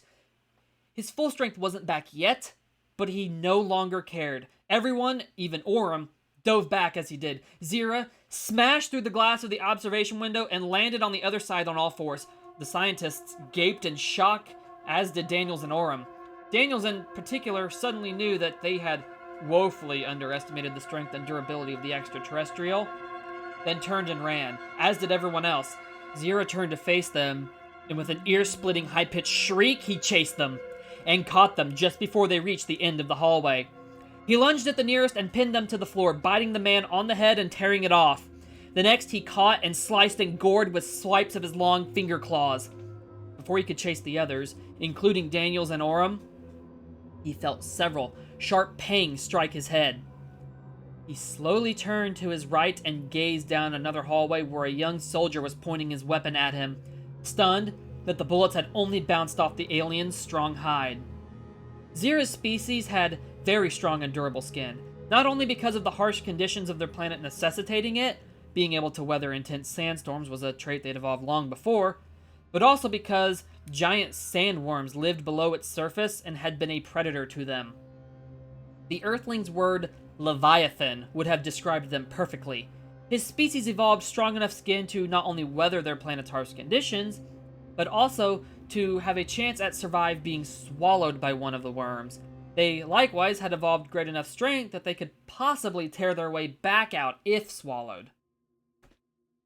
And it so happened that his durable skin made a convenient shield against the bullets being fired at him, just as he had told Sarah. Zira snarled, his red eyes narrowing to enraged slits again as he spotted the soldier, and drool seemed to drip from his mouth in long unbroken strings like many waterfalls. The soldier turned and ran as well, and Zira chased him, until he glanced back and lost his footing, landing on his face with his gun under him. Hearing the alien stomping up to him, the young soldier crawled, his gun being left behind, until he reached a corner where he turned around and whimpered. The snarling alien was looming over him, even on all fours, glaring down at him with bared teeth exposed. Zira leaned down to him and got right in the man's face, sniffing what he assumed was the scent of fear on an Earthling for the first time. He smirked, at least made the best equivalent his species could, and moved in for the kill, ready to unleash all the anger that had been growing in him for days. Please, please, the young soldier, none other than Dallas, who had heard the commotion and screams and had come running, sobbed as Zira came closer and pressed his snout right into his face. His teeth were bared in a snarl as he gazed down at the sobbing young soldier. Sobbing, shaking, Dallas closed his eyes as Zira's snout touched his face. A deep growl emerged from his throat, but Zira hesitated on killing him. This soldier hadn't done anything to him, unlike those scientists, only fired at him out of fear. And seeing him on the floor, sobbing and pleading for his life as drool dripped onto him from the alien looming over him, caused Zira to pity him. Shaking in suppressed rage, Zira opened his jaws right in Dallas's face and let out another high-pitched shriek in the man's face. It was so loud that it was impossible for Zira to hear the man's screams over his own shriek. He stopped after several long moments passed and glared down at the man with his blank red eyes, then walked away, leaving the soldier where he was. Dallas's ears were bleeding, but he was alive. He opened his eyes and saw the alien's tail vanish around the corner as Zira left him and made his way deeper into the facility. The sound like water dripping on the floor announced the alien's arrival in the facility's main generator room. It had its own power system separate from the main base due to the secretive nature of the building and what research projects were done in it. It offered an extra layer of security. Zira crept up close to it and snarled for several seconds, eyeing the machinery. He jumped forward and slashed the machines and generators with his claws several times. The lights failed and went out, but Zira wasn't done. He then attacked the backup generators and then the battery-powered ones, slashing into them as well. And then anything else that looked like it was crucial for the facility's power, any power box he saw on the wall, any pipe on the ceiling. And when he was done, he reared up on his back legs and shrieked. The lights had come back on, but blinked out again, but not fully this time. Several red emergency lights snapped on a different circuit entirely, and the main lights were still able to get some power supplied to them from the destroyed electrical systems. A last gasp of electric power that the generators could give, and they began flickering on and off, occasionally staying on for a few seconds before blinking out and on again. None of it was in sync, and the entire building was cast into a strobe of flickering bright lights that caught the bright gleam on Zira's bare teeth and reflected the drool pooling on the ground under his jaws. Claws scratching on the floor, he crept out of the room on all fours and back into the hallway. Now, without the bright lights always being on, he had better cover to look for a way out with. Outside, the hallway was only illuminated by the flickering lights, casting it into darkness for brief moments before they came back on, the only consistent lights being the dim red emergency lights at each junction of the hallways. Zira slipped stealthily out of sight in the flickering light and was on the hunt. One might have just been able to catch a glimpse of his white tail vanishing around a corner. Or if they were unlucky, see his red eyes gleaming at them from the darkness, reflecting the flickering lights, or maybe his open jaws and exposed teeth glinting and glowing in his black maw like stars as he rushed at someone from out of the darkness. Perhaps it wasn't just the light catching them. Maybe his teeth really were glowing. Occasional screams or sporadic gunshots announced that someone had been unfortunate enough to run into him, and the trail of bodies told where he had been, the ones he didn't eat at any rate. Sarah was caught off guard when the lights failed, and when the backup lights only came on for a second before going out as well, before again flickering back on, but they didn't stay on, they continued flickering and flashing on and off, buzzing loudly the entire time, she knew something was very wrong. Despite not having any proper sleep for roughly 48 hours and only running off coffee and quick power naps in that entire time, she'd been unable to get any that day. Try as she might in her on-site quarters, she just tossed and turned.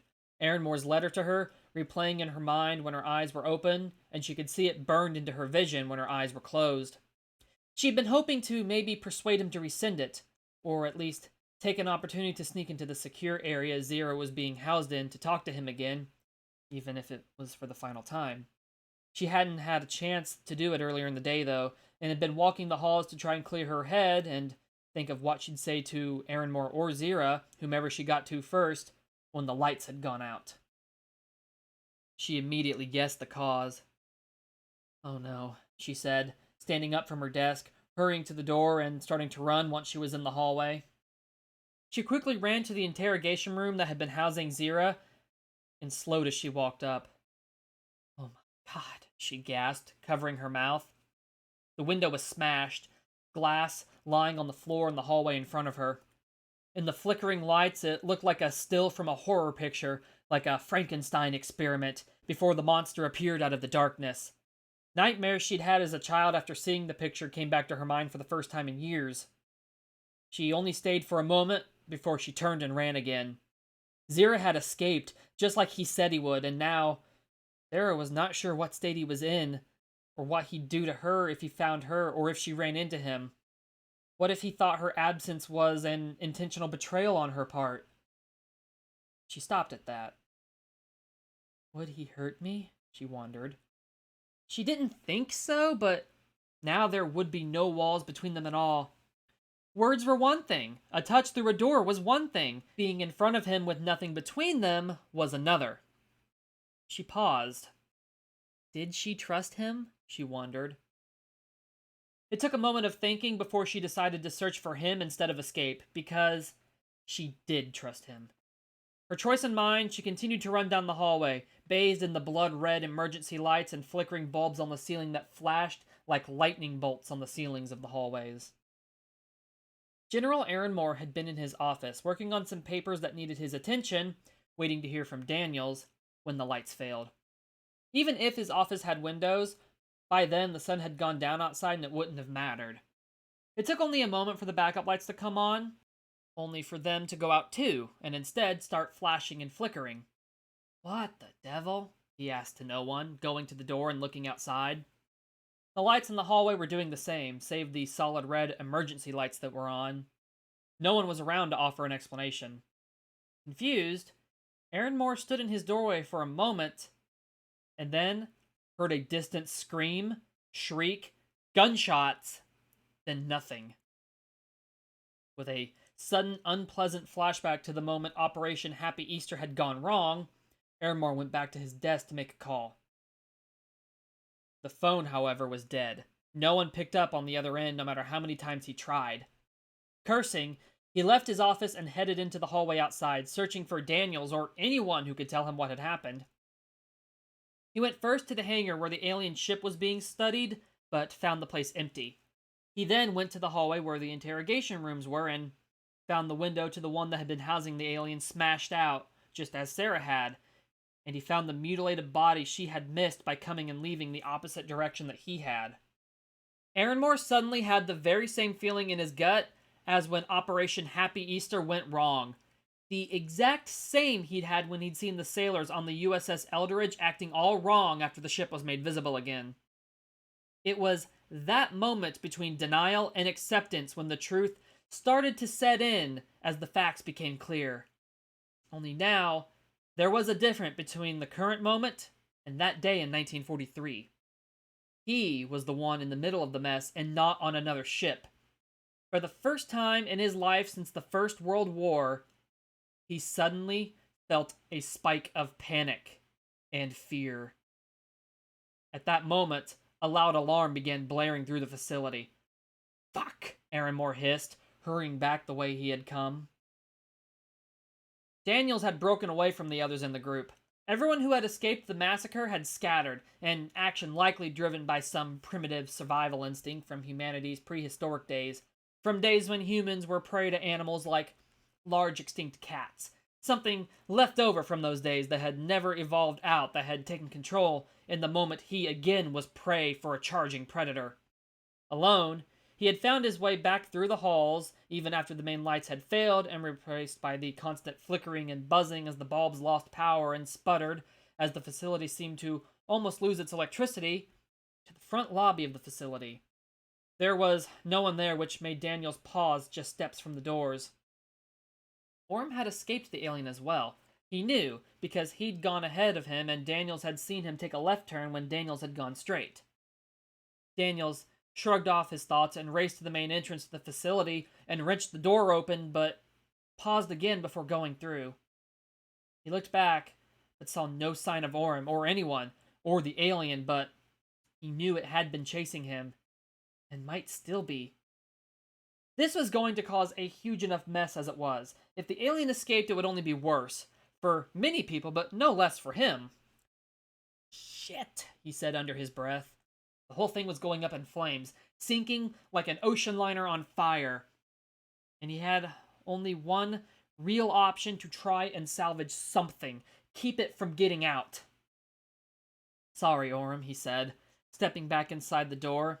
He reached for an alarm lever on the wall, powered by its own independent system, and pulled it. With a blaring alarm blasting throughout the facility suddenly went into full lockdown. A feature the most secure buildings had. A precaution to protect any assets or project housed within should they ever be stolen or the base ever be attacked. The only way the lockdown could be released was if someone inputted the code on a keypad, either on the inside or outside of the facility. Until it was, all ways in and out were completely sealed. A thick metal shutter came down over the door. Daniels dove under it, got to his feet, and ran away from the building. Behind the facility closed off all doors and sealed itself up, trapping the alien and anyone still alive inside. Daniels, however, did not think about it. He only ran. As he did, and as his panic receded, he wondered how he was going to spin this mess to shift any blame off him. With everyone else trapped inside the facility with the alien, he doubted many would survive the night. He could spin it so he would come out of this mess unpunished, maybe even promoted by the end. He wouldn't lose any of his current status, respect by the academic community, or power. In exchange for his silence, he could likely buy more of all three from the government. He was sure Orem would certainly be dead by the time the building was entered from outside. The alien would certainly go after him, and Aaronmore too, and Richards, and anyone who it perceived as being its captors. With that in mind, Daniels continued to run to another building on the base where he could secure himself in until the alien was exterminated by whatever team arrived to clean everything up. Then, he would give them his story. Zira found his way to the improvised hangar where his wrecked and mangled ship was. It was a large room that had been used to store large equipment before his ship was brought there. He stopped in the entrance and gazed at it. His disc-shaped vessel was twisted, the front smashed where it had hit and skidded through the ground, digging a trench in the soil. He knew it would never fly again. He'd known that when he was still in space, but he also wasn't going to let these barbaric humans have it. With a hiss, he lunged forward at it and began tearing and slashing it apart. He slashed and tore into the structure for several minutes, destroying its systems, the machines the humans had been marveling at, throwing pieces of the ship around the room, ensuring the humans would not learn anything fruitful from the wreck. They didn't deserve it after how they'd treated him. A sudden alarm caused him to look around. He growled and left the shreds of his ship behind. It wasn't torn as much as he'd like, but it would suffice for his purpose. Slinking back into the corridors, he assumed that his escape had just gotten much harder. He might not have been back to his full strength yet, but he could still gladly tear as many walls down as he needed in order to get out of the place. And in the flashing lights, he was hard to see. The dripping of his drool and scratching of his claws on the floor were the only sure thing to announce his presence if anyone had been around. Many, it would not be enough warning. Orem found himself alone in one of the bland, blank, white halls of the facility. He'd somehow lost everyone else when running through the winding maze of corridors that all looked the same. He had seen no one. He was alone, with only closed doors with bronze knobs lining each side of the hallway ahead and behind him. He went around blind turn after blind turn in the thin hallways, but never saw anyone. Every turn that wasn't an intersection was a sharp blind one. Every thin hall looked the same, plain white painted walls with closed doors painted the same color lining each side. Which led to what? Offices? Labs? It was like he was alone in a maze of identical white-walled corridors. Orem stopped his run and slowed to a walk. Hello, is there anyone here? He called out. His voice died without even an echo, and everything fell silent around him again. Everything looked the same as well. All the doors were closed on each side of the hallway. It was liminal. Orem had never felt so alone. The lights then suddenly went out. There was a buzz from the bulbs. They seemed to grow brighter, then they failed, fading out and plunging him into darkness. His hand had just found the wall again when they came back on, but they again cut out, beginning to flash and flicker on and off at random, plunging most of the hall into darkness, save the brief flashes of illumination like lightning bolts. The red emergency backup lights also came on now. A few were buzzing up near the ceiling. He stopped at one row ahead of the next intersection. "Hello?" he called out, but there was no answer. The facility remained silent until the alarm started. Orem jumped, his gaze zooming around as it blared from the PA system. "Damn it!" he hissed, knowing that it was the lockdown alarm. Someone had triggered it, perhaps in an attempt to keep the alien contained, but now he, and everyone else still in the facility, were trapped inside with it. He suddenly found himself wishing it was indeed something intelligent that could be reasoned with, and not some instinct-driven animal that was wandering around. "Hello?" a voice suddenly called out from the intersection. It sounded desperate. "Yes, here!" Orem shouted, running that way, hoping to find a soldier or someone else who could protect him. He ran into the center of the intersection and stopped. There was no one there, and no one came out from any of the halls to meet him. Orem spun in a circle, but saw only darkness, save the flickering lights down each hallway. The light above him burned a dull, unblinking red, plunging him into an intersection that looked like it was filtered with blood. Orem turned and looked back in the direction he was sure the voice had come from, and froze. A snout was emerging from the darkness, and a face being silhouetted in the flickering lights above it. A snarling face, with exposed large teeth that looked like they were glowing in the light. Even the blank eyes seemed to be glowing red, and they were staring right at Orem. He took a step back, slack-jawed, as the alien crept towards him. Snarling, it crept into the intersection and hissed at him, drool dripping from its maw. "Hello," it said. For the first time, Zira spoke aloud in his presence. Mimicry, Orem thought. A fucking animal can mimic our voices! He then turned and ran back the way he had come from. Orem looked back over his shoulder as he ran and screamed at what he saw. Illuminated in the dim red emergency lights, he saw the alien leaping after him on all fours, its claws shining and its jaws were open in a snarl. Its teeth still seemed to glow in the light, glowing like little white sharp points of light in the pitch-black void that was its mouth. A void no light escaped from, except those little points of white, star-like light. Its eyes also still looked like solid red, glowing, pupilless ovals in its rage-filled face. And it was closing the distance between them fast. Zero was leaping across from wall to wall after him, his enraged face illuminated in the red lights. His eyes were blank, just solid red. They had no visible pupils anymore, and looked like they were glowing from within with the same bright red color as the emergency lights. Knowing he couldn't outrun it, Orem caught himself on an open doorway and tumbled inside the room, which appeared to be a lab. He flipped the lights off and ran to hide in the back of the lab he'd half tumbled into. Snarling, drool dripping down his chin, Zira stalked into the room on all fours, following the man's scent trail.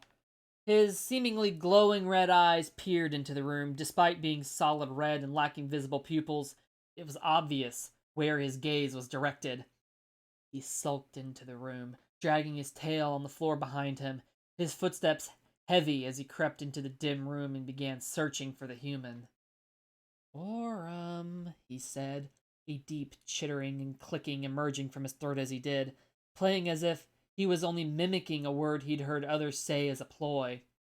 The sound of something scampering behind a row of counters made him turn his head that way, his pupilless gaze moving in that direction, a loud snarling emerging from deep within his throat, and a fresh wave of drool dripping out of his partially opened mouth, out from between his bared teeth. He moved towards where it had come from.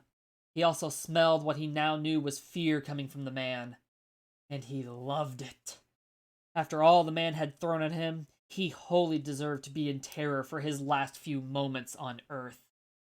Zero decided to take this moment as well to show the terrified man just how wrong he had been about him. If you ever talk to me like that again, I'll see to it your future career is buried so deep that it'll be underneath the deepest fossil beds on the entire planet, he hissed, repeating the man's own words from before to him in a not so thinly veiled threat. Orm felt like ice had been shoved through him as he heard the alien speak, his limbs involuntarily tucking up against himself as if they offered any shielding. It was far more than an animal, he realized, and utter dread, pure fear, the kind of fear prehistoric humans must have felt when they were being hunted by a large cat or other predator they couldn't overpower, filled him. He had never known fear like that, perhaps no human since the Stone Age. Not even when he understood the potential devastation of the atomic bomb did he feel fear like he did now. He had been more jovial at that, and not given the pang in his gut any thought. Now that pang was like an overpowering tidal wave swallowing him. It wasn't just mimicry that the alien was doing, he had realized. It was mockery.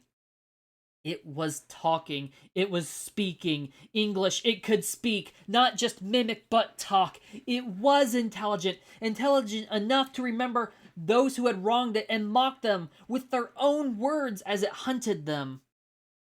Orm tucked himself into a ball, his knees to his chest, and whimpered in fear. His hands immediately covered his mouth like a scared child afraid of the dark.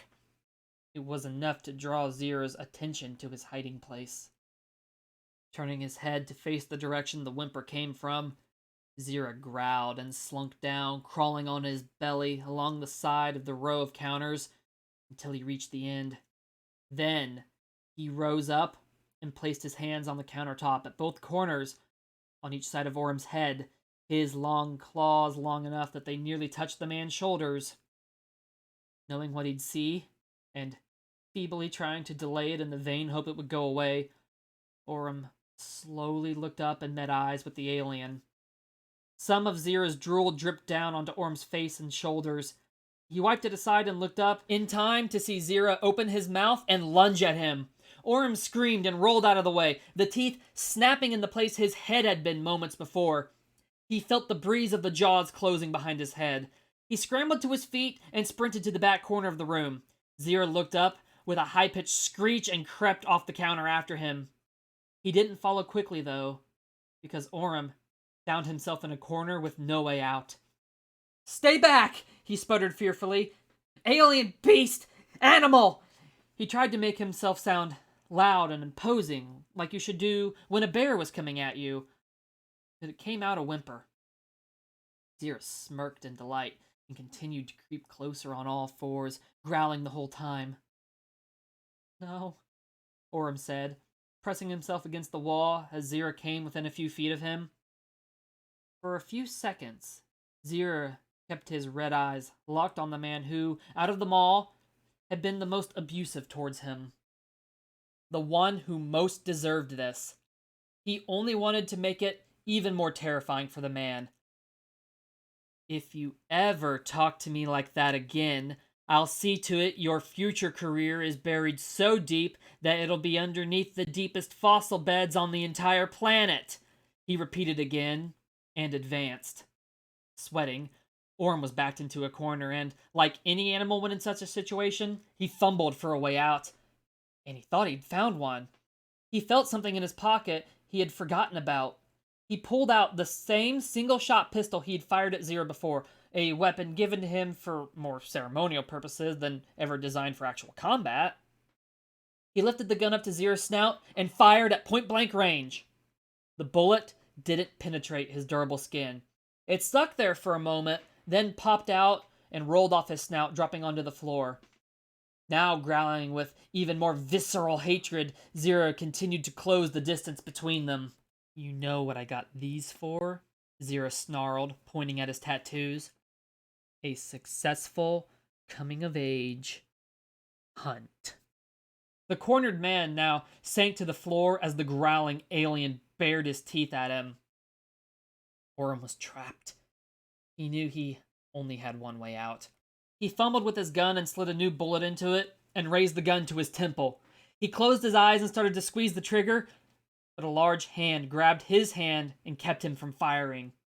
Zira snarled and moved his snout right into Orem's face. No, you don't.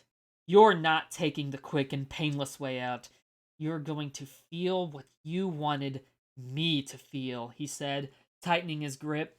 Orem screamed as his bones in his hand were crushed by the force of the alien's grip, and as the gun shattered from the force and the broken shards and pieces stabbed into his hand.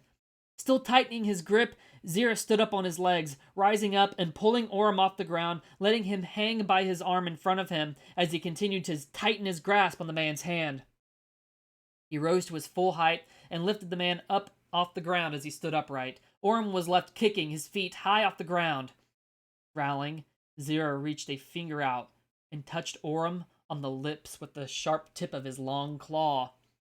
He smirked and then traced it down over his chin, down the front of his throat, down over his chest, into his stomach. Then, with one slick motion, he sliced Orem's stomach open. His guts slopped out and fell with a wet splat into a pile. Zira then dropped him into the pile and left him, gasping from pain and shock, which was too intense for him to get enough air into his lungs to scream. But at the same time, he felt numb as he laid there bleeding and trying to force his organs back into his now empty belly before he bled out. It was feeble, and he died, sputtering on his own blood. The last thing he was able to register consciously that he saw was Zira leaving the room. He got a glimpse of the alien's legs, rear, and swaying tail, as well as a good glimpse of the hunting tattoos on its thigh and tail, as he walked out of the room. Then, he was gone, out of sight through the door. Moments later, Orem's slippery guts slowly slipped out of his weakening grasp and slopped back onto the floor, and he slumped down as well. There were a few final twitches, then his movements completely stopped. A final, gurgling sputter was the last noise he made.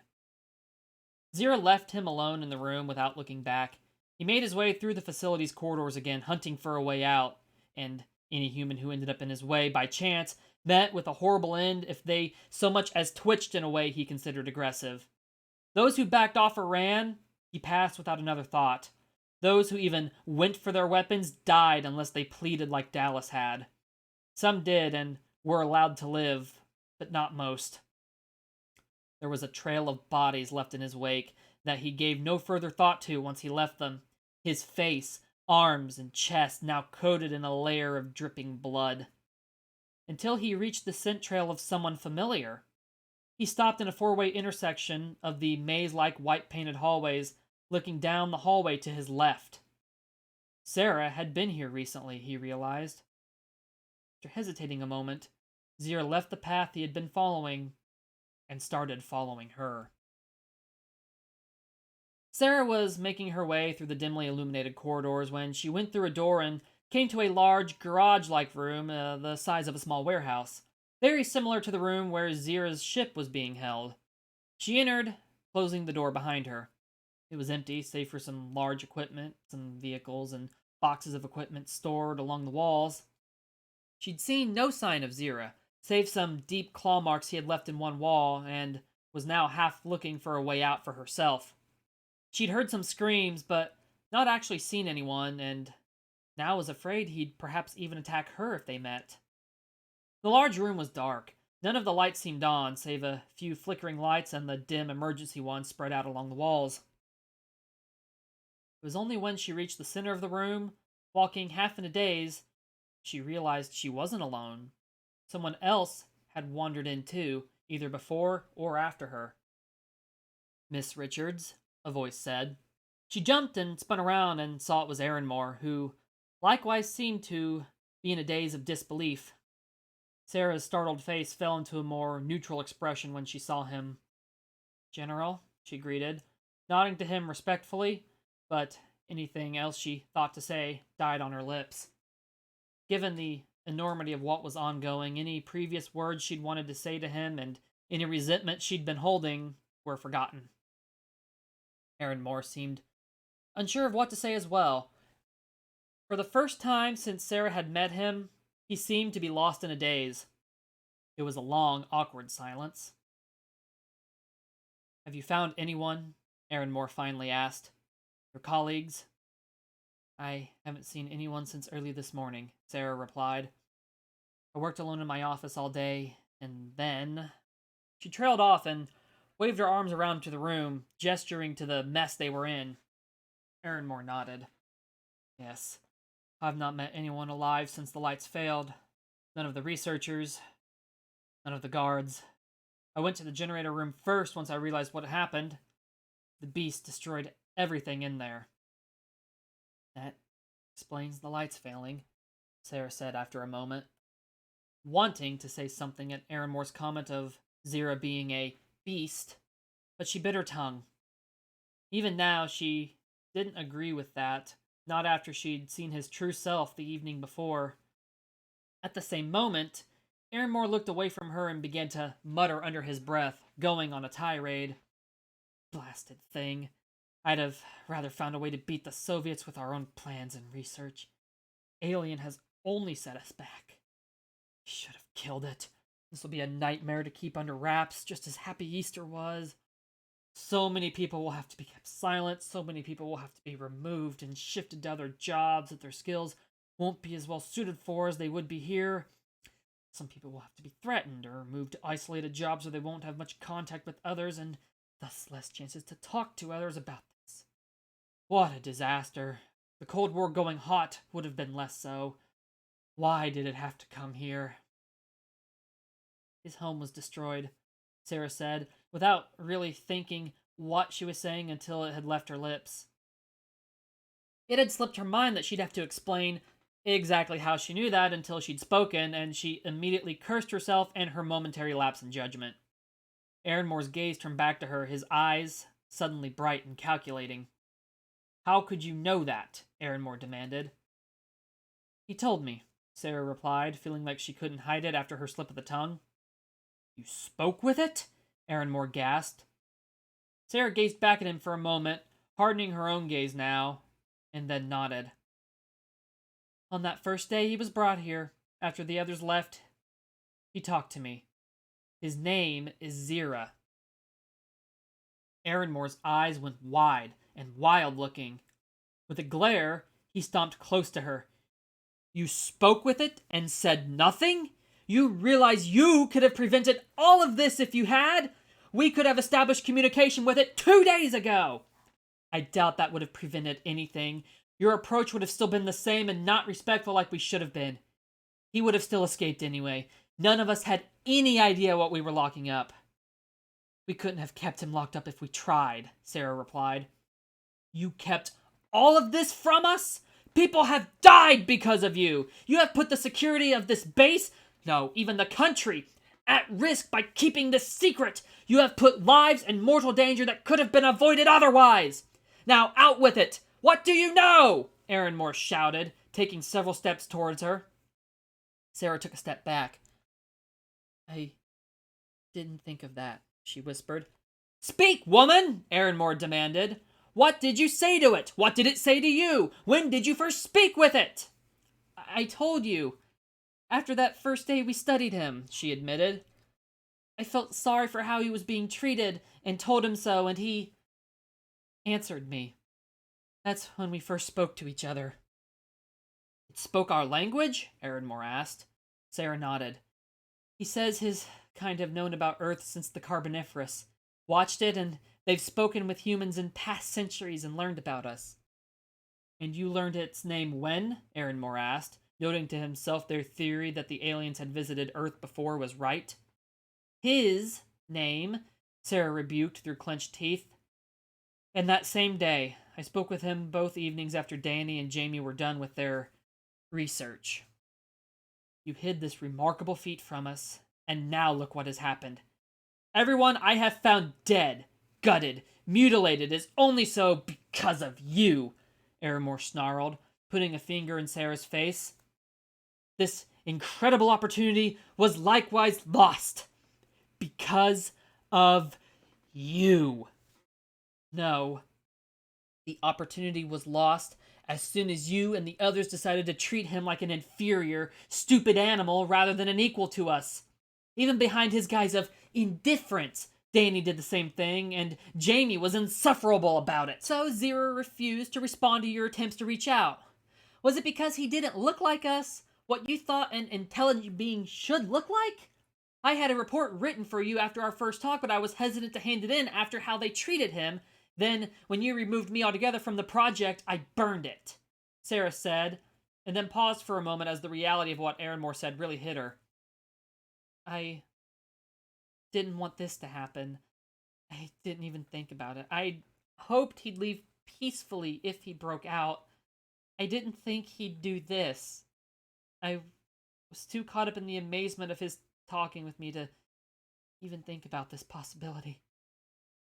Sarah's voice broke and she wiped some tears from her face. Aaronmore stared at her. His fists were clenched. All he'd said to me was ominous mentions of when he broke out. I didn't think he would do this, she added, sniffing and wiping more tears from her face. Would you do it differently? Aaronmore asked, his voice calm again. Sarah looked back at him and paused. Would she? She took a deep breath as she thought about her answer. No, she finally said. Those two didn't deserve to get to talk to him after the way they treated him. And you don't deserve his secrets either, for enabling them and being no better. I'm happy he escaped. We don't deserve what Zira could teach us after how we extended our hand. We reached out as imperialist conquerors, not peaceful friends. So, you're a traitor to your country, Aaronmore spat. I'll warn you, my dear, that the President's new executive order will not let the court smile on you.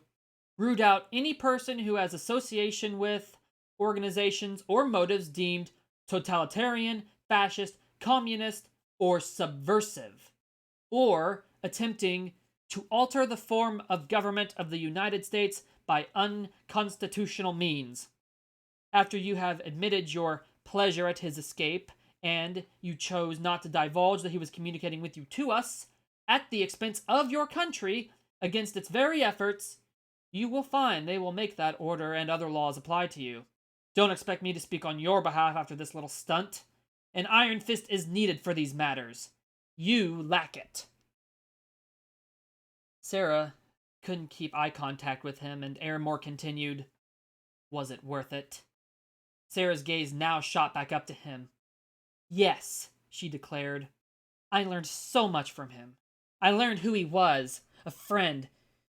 And you can't prosecute me without all this getting out either. You'll go down with it if you try to bury me. You don't get to buy your way out of this one. Your complacency in how he was treated directly led to this too. That sounds subversive to me. Zira has more humanity in him than any of you at any rate. You'd have gotten to see it if you and those two looked at him for the intelligent being he is, rather than an animal that didn't deserve even the respect you show your dog. I'm happy it went this way. Your fucking arrogance has earned this, and I'll make sure they know who is responsible for the fire.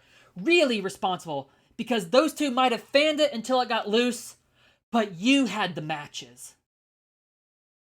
Aaronmore stared at her for a moment, then sighed. She was right. He'd likely go down too if this went to any kind of court. It would all get leaked to the press too, and that would only cause a bigger problem. He'd be the scapegoat the government threw at the wolves. He couldn't let that happen. He had to be here, pushing the U.S. along until it passed the Soviets again. He needed to be here. I did everything to keep us ahead, Aaronmore said softly. Everything. It's all coming down. Always when we're on the precipice of success that cannot be rivaled. Better it had all fucking burned down.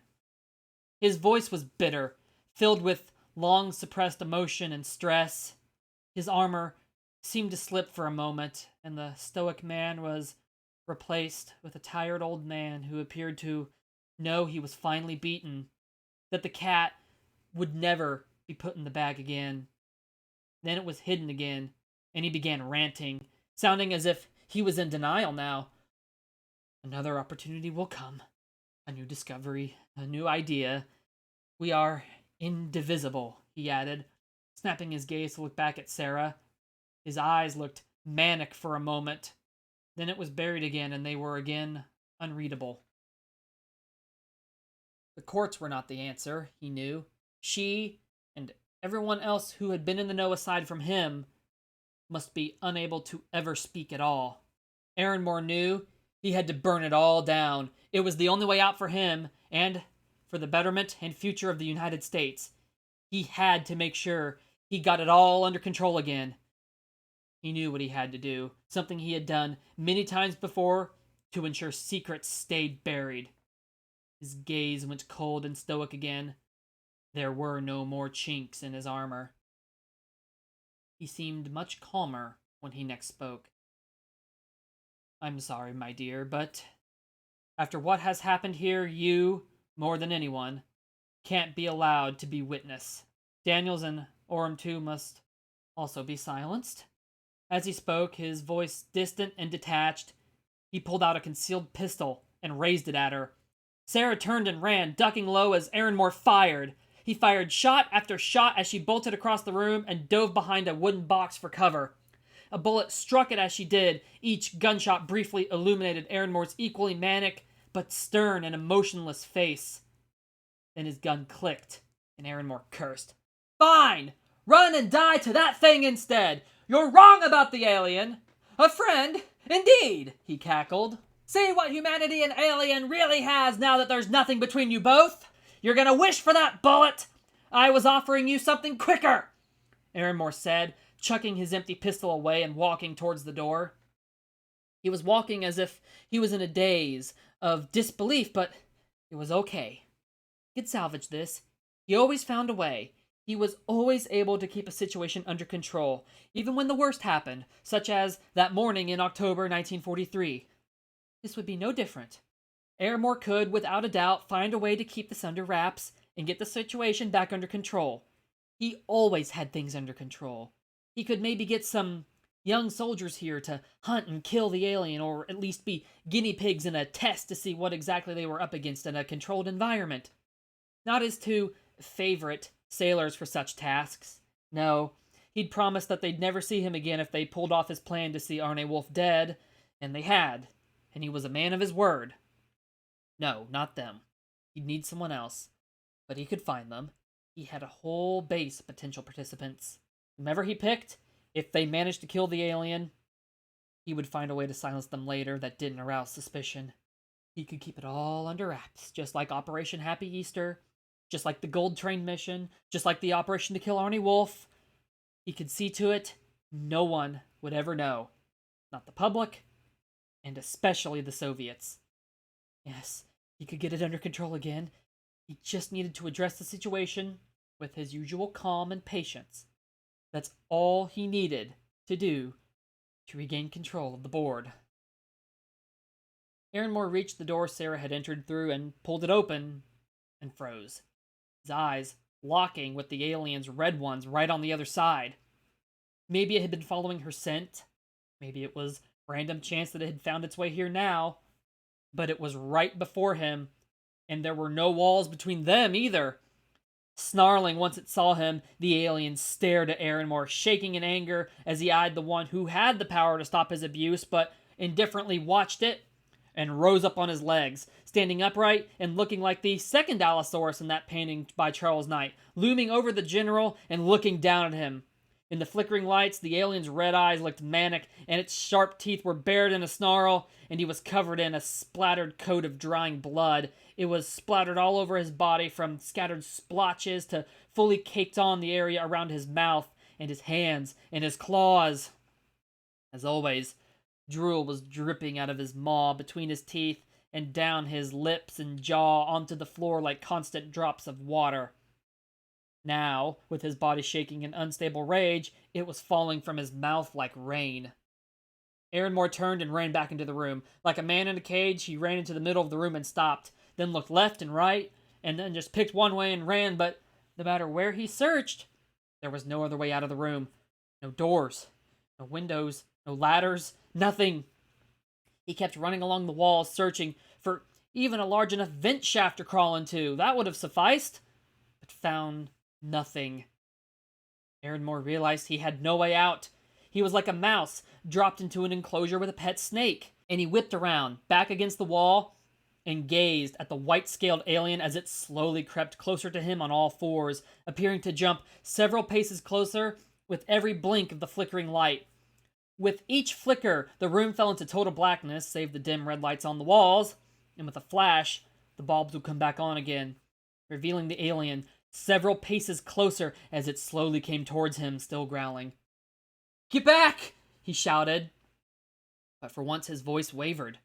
He was afraid. He was not in control. For the first time, Aaronmore was not controlling the game anymore. After everything he had put so many others through, he finally was in their place. Zero reached him, snarled, and reared up, his jaws hinging open at a 90-degree angle, the inside as black as a black hole. He shrieked and lunged down on Aaronmore. From her place hidden elsewhere in the room, Sarah watched with wide eyes as Zira bore down on Aaronmore, grabbing him and forced him into his maw. He didn't bite or tear. He swallowed. In a horrific show of power, Zira kept his jaws wide open and swallowed the man whole and alive, like the snake would do when it caught the mouse, pushing the flailing man into his throat with ease. Aaronmore slid down easily, Zira's throat muscles crushing him, but not killing him. No, Zira gleefully thought. The real suffering would come once the man was inside his stomach, and his powerful digestive process could finish him off. The pain from his crushing muscles and esophagus and bone-breaking bite would just be the warm-up for what the man would endure. Extremely powerful acid that melted flesh in minutes. Sarah watched as Zira raised his head back up, standing on all fours again. Now, only the general's boots were still visible in his mouth, behind his cage-like rows of long, sharp teeth. With a few crushing snaps of his jaws, the boots too vanished down his gullet, and with a final, strong swallow, the distended shape in the alien's throat slid down. Aaronmore was gone, eaten alive, and Zira stood there for a moment, licking his lips, letting out a satisfied sigh, his tail swaying contentedly. That problem is finally dealt with, he said to himself, knowing his body would finish off the man in minutes. They would just be a few very painful minutes, but after everything the man had done to him, or allowed to be done to other people, Zira did not feel any pity in making him endure that fate. For a few minutes, he simply stood there, still looking pissed, and Sarah could swear that as General Aaronmore digested, she could see Zira's stomach physically shrink, and his body visibly have new bulk and muscle growing on it as it did. The new bulk she could see physically growing on his body, on his arms, legs, belly, chest, side, tail, as he digested a human being, only made him look stronger, faster, more agile, more lethal. It was horrific. Watching a human being broken down and assimilated in that way made her want to scream. Zira might have spoken her language. He might have looked vaguely like something that existed on Earth long ago. They might have formed a bond. But Zira certainly lived up to the whole alien thing. There was nothing like him on Earth. It never had been. Once it was done, she even saw Zira take a moment to look himself over and seemingly admire his improved figure. Sarah could only stare, her eyes wide in fear, and she must have made a noise, maybe a choked gasp, because Zira's head suddenly shot around and gazed in her direction, his red eyes catching a gleam in the flickering lights. They looked like they might have been glowing for a moment. A growl emerged from deep within his throat, and Sarah hid herself back behind the crate again, covering her mouth. She then heard a sound like water drops hitting the floor coming towards her, getting louder as Zira drew nearer to where she was hiding. He was obviously stalking like a hunter, because his footsteps were completely silent, and only the hard concrete floor betrayed his location by making his drooling so audible. He might have been silent, but she could imagine him creeping closer to her. Not knowing what else to do, Sarah took her hands off her mouth and stayed hidden, waiting for him to find her and whatever happened next. It didn't take more than a few moments for the drops of saliva to begin landing on the floor next to her, and for the growling to be coming from right over her shoulder. Slowly, Sarah looked over her left shoulder up at Zira, who was looming over the side of the crate over her, his neck arched as he looked down at her. Sarah scooted back from the crate and up against another. Zira's head moved to follow her, but he gave no sign of his emotions at seeing her again. He didn't even blink. He only stared at her with his pupilless red eyes. For a moment, Aaron Moore's comments came back to her. What would he do to her now that there were no walls between them?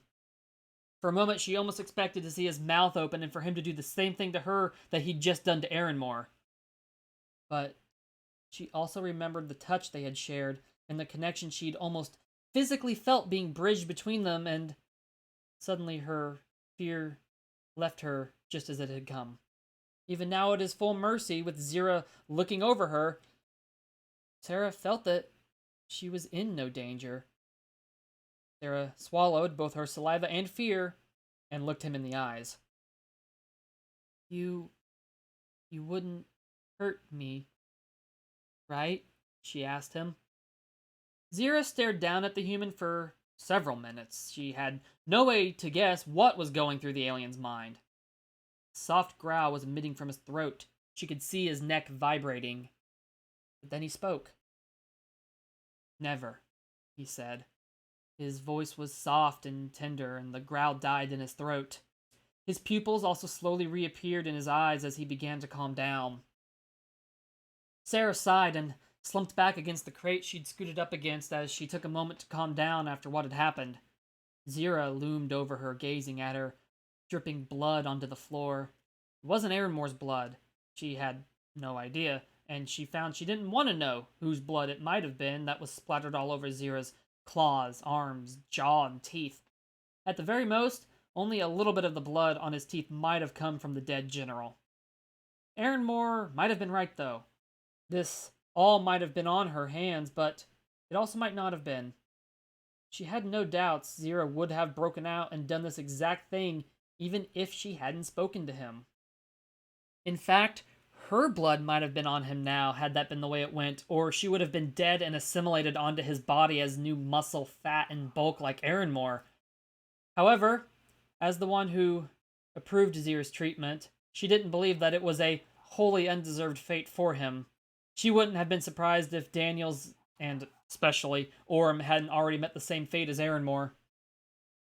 Finally, she sat up again, then stood up and, for the first time, faced him without a wall between them, on an even footing, as equals. And she felt safe. Even in the easy reach of his claws and teeth, she felt safe. This wasn't on me. You're wrong, she spitefully thought, hoping in whatever hell he was in, Aaron Moore heard her. You're not hurt? She now said out loud, concern in her voice. Reaching out for his arm, but stopping before she touched it. Zira exhaled from air from deep within his nostrils. No, those weapons you humans fired at me couldn't break my skin. We evolved to be very durable since our planet had a harsh environment. Sarah nodded. Thick skin, she joked. Then her face turned more serious. Come on, let's get you out of here. Before she could move, Zira, without speaking, took a step forward and pressed his snout against her face again, closing his eyes and purring as he did. Zira? Sarah asked, not sure what he was doing.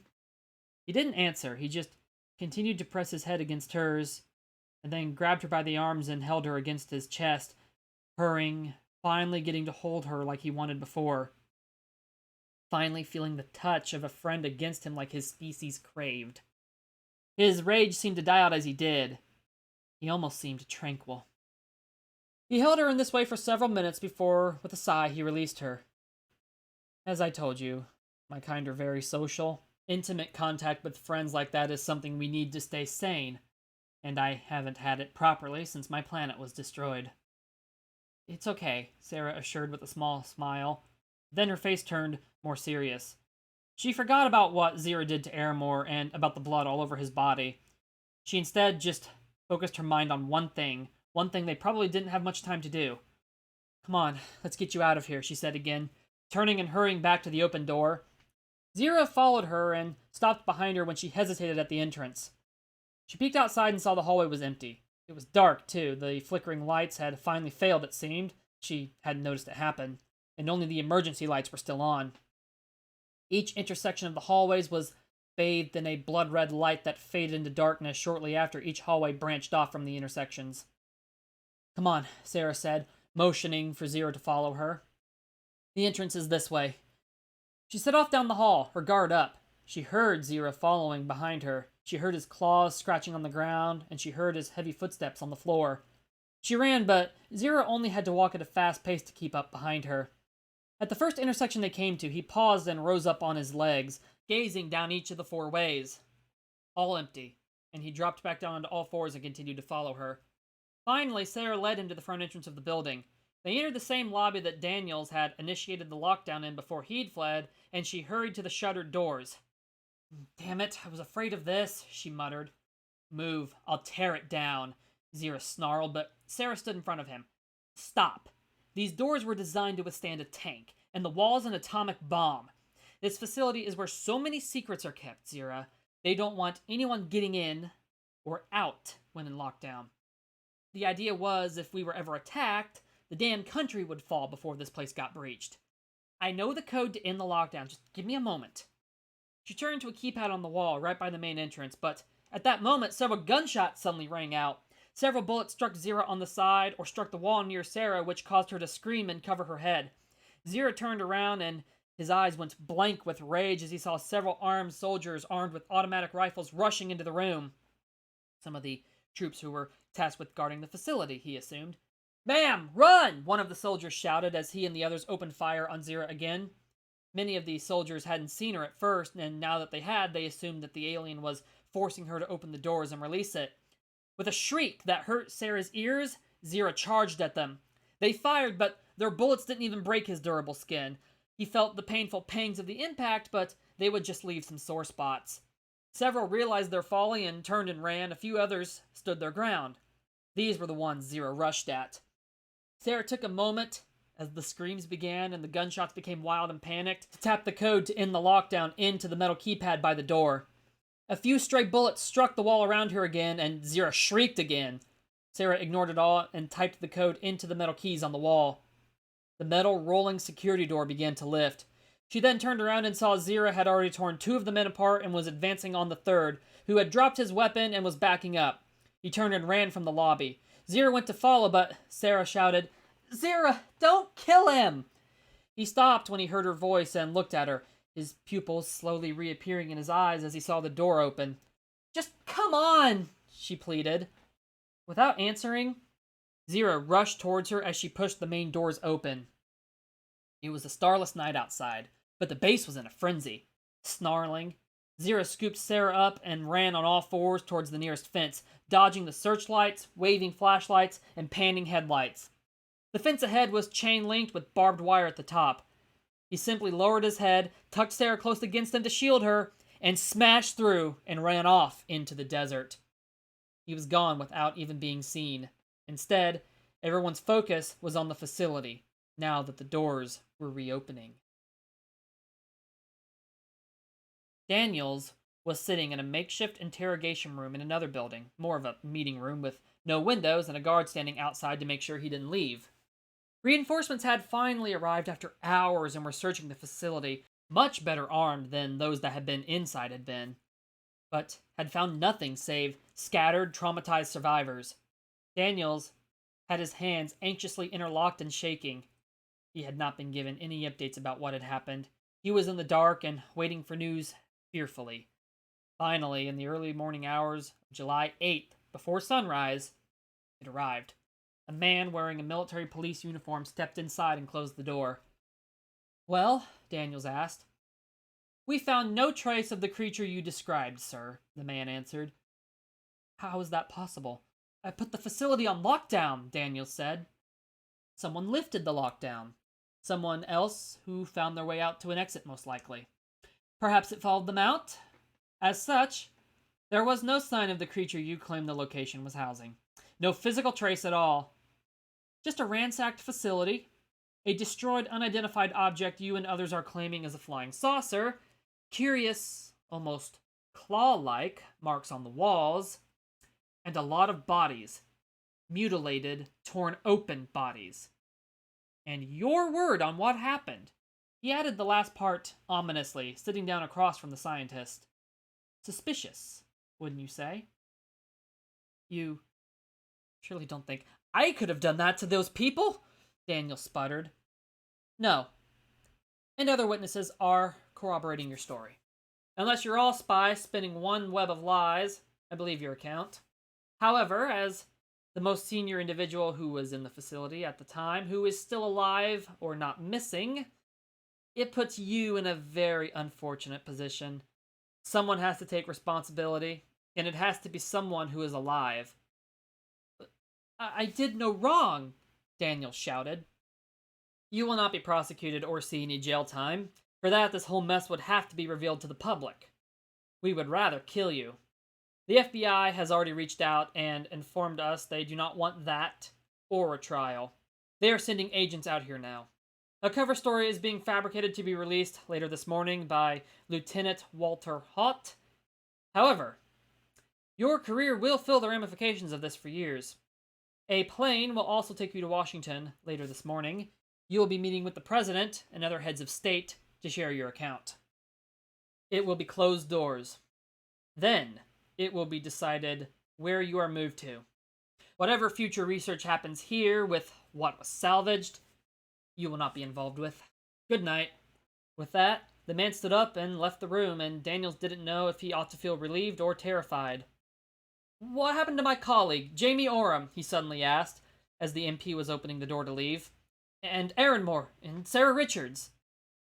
The MP paused for a moment, then said, Jamie Oram was found dead, as were all your colleagues who were flown in yesterday evening, save 2 that were hiding in a ventilation shaft. General Aaron Moore is missing, as is Sarah Richards and several others. Major Marcel is in full command of the base now. He will come speak with you soon, before you are flown to Washington. Good night, he said, adding the last part as a clear indication that the conversation was over. Then, he left, and the door was locked behind him. Daniels was left to his own thoughts after that. Oram was dead. He'd known it was likely. Maybe it had been self-preservation that had driven them apart instead of primitive survival instincts. He knew the alien would probably be more likely to go after him first if they were separated. So he had expected Oram to die, especially when he had closed the exits, but Aaron Moore being potentially deceased was a surprise. Sarah Richards he felt somewhat indifferent to, but did wonder what her fate might have been. His mind then went to practicing what he would be saying to the president and, no doubt, several other high-up people. He did it right. He could salvage whatever was left of his reputation and maybe come out okay. Maybe even get to continue working on other secret projects for the government. He just had to play the game right now that, for the first time, he was thrown to the forefront. With it all being behind closed doors, he had a chance, though. If it had been decided to make everything public, he'd have been lynched by a mob. But with it all being secret, he could save the situation and his future. He could even find opportunities if he was careful. He suddenly found himself hoping Aaron Moore stayed missing. Richards, too. They were alive, it could really mess things up for him, but if they stayed gone, he would be okay. And with Orm dead, and no one else really able to counter any story he told, he could easily shift blame in a believable way to the others. He just had to be subtle with his story, not make himself fully blameless, but overall blameless. Be humbled. The dead and missing could take the fall, because they had no voice of their own to tell a conflicting story. History was written by those who survived. Aaron Moore was the perfect scapegoat. He'd put bullets in people for far too long. It was time he finally bit one. Maybe, Daniels thought, his future career wasn't looking so bleak. They came for him later that morning, after Marcel had left. Zira ran miles deep into the desert until the lights of the base were distant, as faint as the stars twinkling in the sky were, and stopped when he arrived at a dirt road. Or rather, a dirt track. Calling it a road was generous. More of a pair of tire tracks beaten into the sand, winding away from the base and into the hills out in the desert. But here was where he stopped. He hoped the breeze would wipe away the footprints he'd left in the sand and leave no trace of the way he had gone in. He'd zigged and zagged as he traversed the miles to veer well away from the direction it might be suspected he went when the breach in the fence he left was discovered.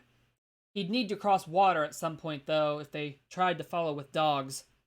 He could handle that, most likely, but truthfully, he didn't want to get into another fight. He didn't want to spill any more blood than he had already. After a moment, he sat Sarah on the ground, not having carried her in the most accommodating or comfortable way, and she stood up with a groan and stretched her aching arms. She'd been awkwardly holding on to him for hours now, and her arms were sore. Zira looked at her, and there was a silence between them that neither seemed to know how to break. Sarah actually looked away from him and faced the empty desert, putting her gaze on where the distant mountains blocked out the stars, which she knew she'd never look at the same way again, knowing there were other life forms out there. She wondered just where the alien behind her had come from, which star. It was one she could even see without a telescope. I hope you don't think me a monster now, Zira finally said. Sarah didn't look back at him, but instead kept her gaze on the dark scenery of the desert. No, I don't, she replied, finally turning around to face him. I don't blame you for any of that. You were wrongly caged. I probably would have done the same if I was like you. Well, thank you, Zira said. I'm happy to know you see me no differently than you did before. For your help, too, thank you. I stopped here so you can follow the road back to the base. Maybe they won't notice you were gone in the chaos I left. I better go, though. I want to get miles between myself and there before your sun comes up. Where are you going to go? Sarah asked. Zira gave a small shake of his head. I'll just go until I find a place I like enough to settle in. Probably somewhere more lush and wet than my planet was. Go north, then. The Pacific Northwest is filled with dense forests and mountains. Anyone can disappear and never be found out there, Sarah said, almost looking like she was contemplating something. I will, Zira said. How will you handle being alone? Sarah then asked. Zira hesitated, looking unsure, and truthfully he knew it would likely mean an early death, but it was better than being a tool. I don't know, but I'll do the best I can. Thank you, Sarah. I'll miss you. You've been a true friend. I'd never touched my head to someone else's before you. If you knew my culture, you'd understand that means something more than I can put into words. Sarah half expected to see Zira turn and run off, but he lingered for a moment, clearly reluctant to part ways. He stepped forward suddenly into her space and wrapped his arms around her, hugging her against his body. Sarah sighed and leaned into Zira's hug, returning it and feeling genuinely safe in the alien's arms. His scales were soft, a contrast to what she expected due to his durability. They were smooth and warm, and the quills growing between his hands and elbows on the back of his arm were smooth, ending in a point but not a true barb. Finally, however, he turned to go, but right as he was about to bolt into the desert to begin his new life on Earth, Sarah couldn't restrain herself and stepped forward with a step. Can I come with you? She asked. Yura paused and turned around to look at her. Please, she added, stepping closer and stopping by his back legs. The alien looked at her. Are you sure? He asked. Why would you want to leave your life and go into hiding with me? I don't have anything to really go back to. Just material things, no friends or family, and Well, I might be a fugitive now, too, she said. And if not, well, there's bound to be some people who come up missing after this. They'll probably assume you ate me. And also, I don't want you to be alone and miserable out there. Zira pondered it for a moment, then nodded to her. Well, if you're sure, without any doubts, you can. Sarah smiled at him and closed the distance between them. Just so you know, your friendship has been very dear to me these last few days. I only hope you'll find happiness with me, Zira said. Your people could use your brilliant mind. Are you sure you want to give your career up? Sarah stroked his neck, looking into his now calm and concerned eyes, which were no longer pupilless or appearing to glow. She stared at him for a moment, and then turned her gaze away and gazed back out into the desert and empty sky. I don't know, she finally said. Maybe I'd rather be happy but selfish than productive but working for people like them, or going it alone. That's nothing new for you, is it? Zira asked, staying close to her but backing off a little and not entering what he sensed was her large personal bubble at the moment. She needed to express her next thoughts without his presence or influence in her space. Sarah finally nodded. My parents always told me I was a trailblazer.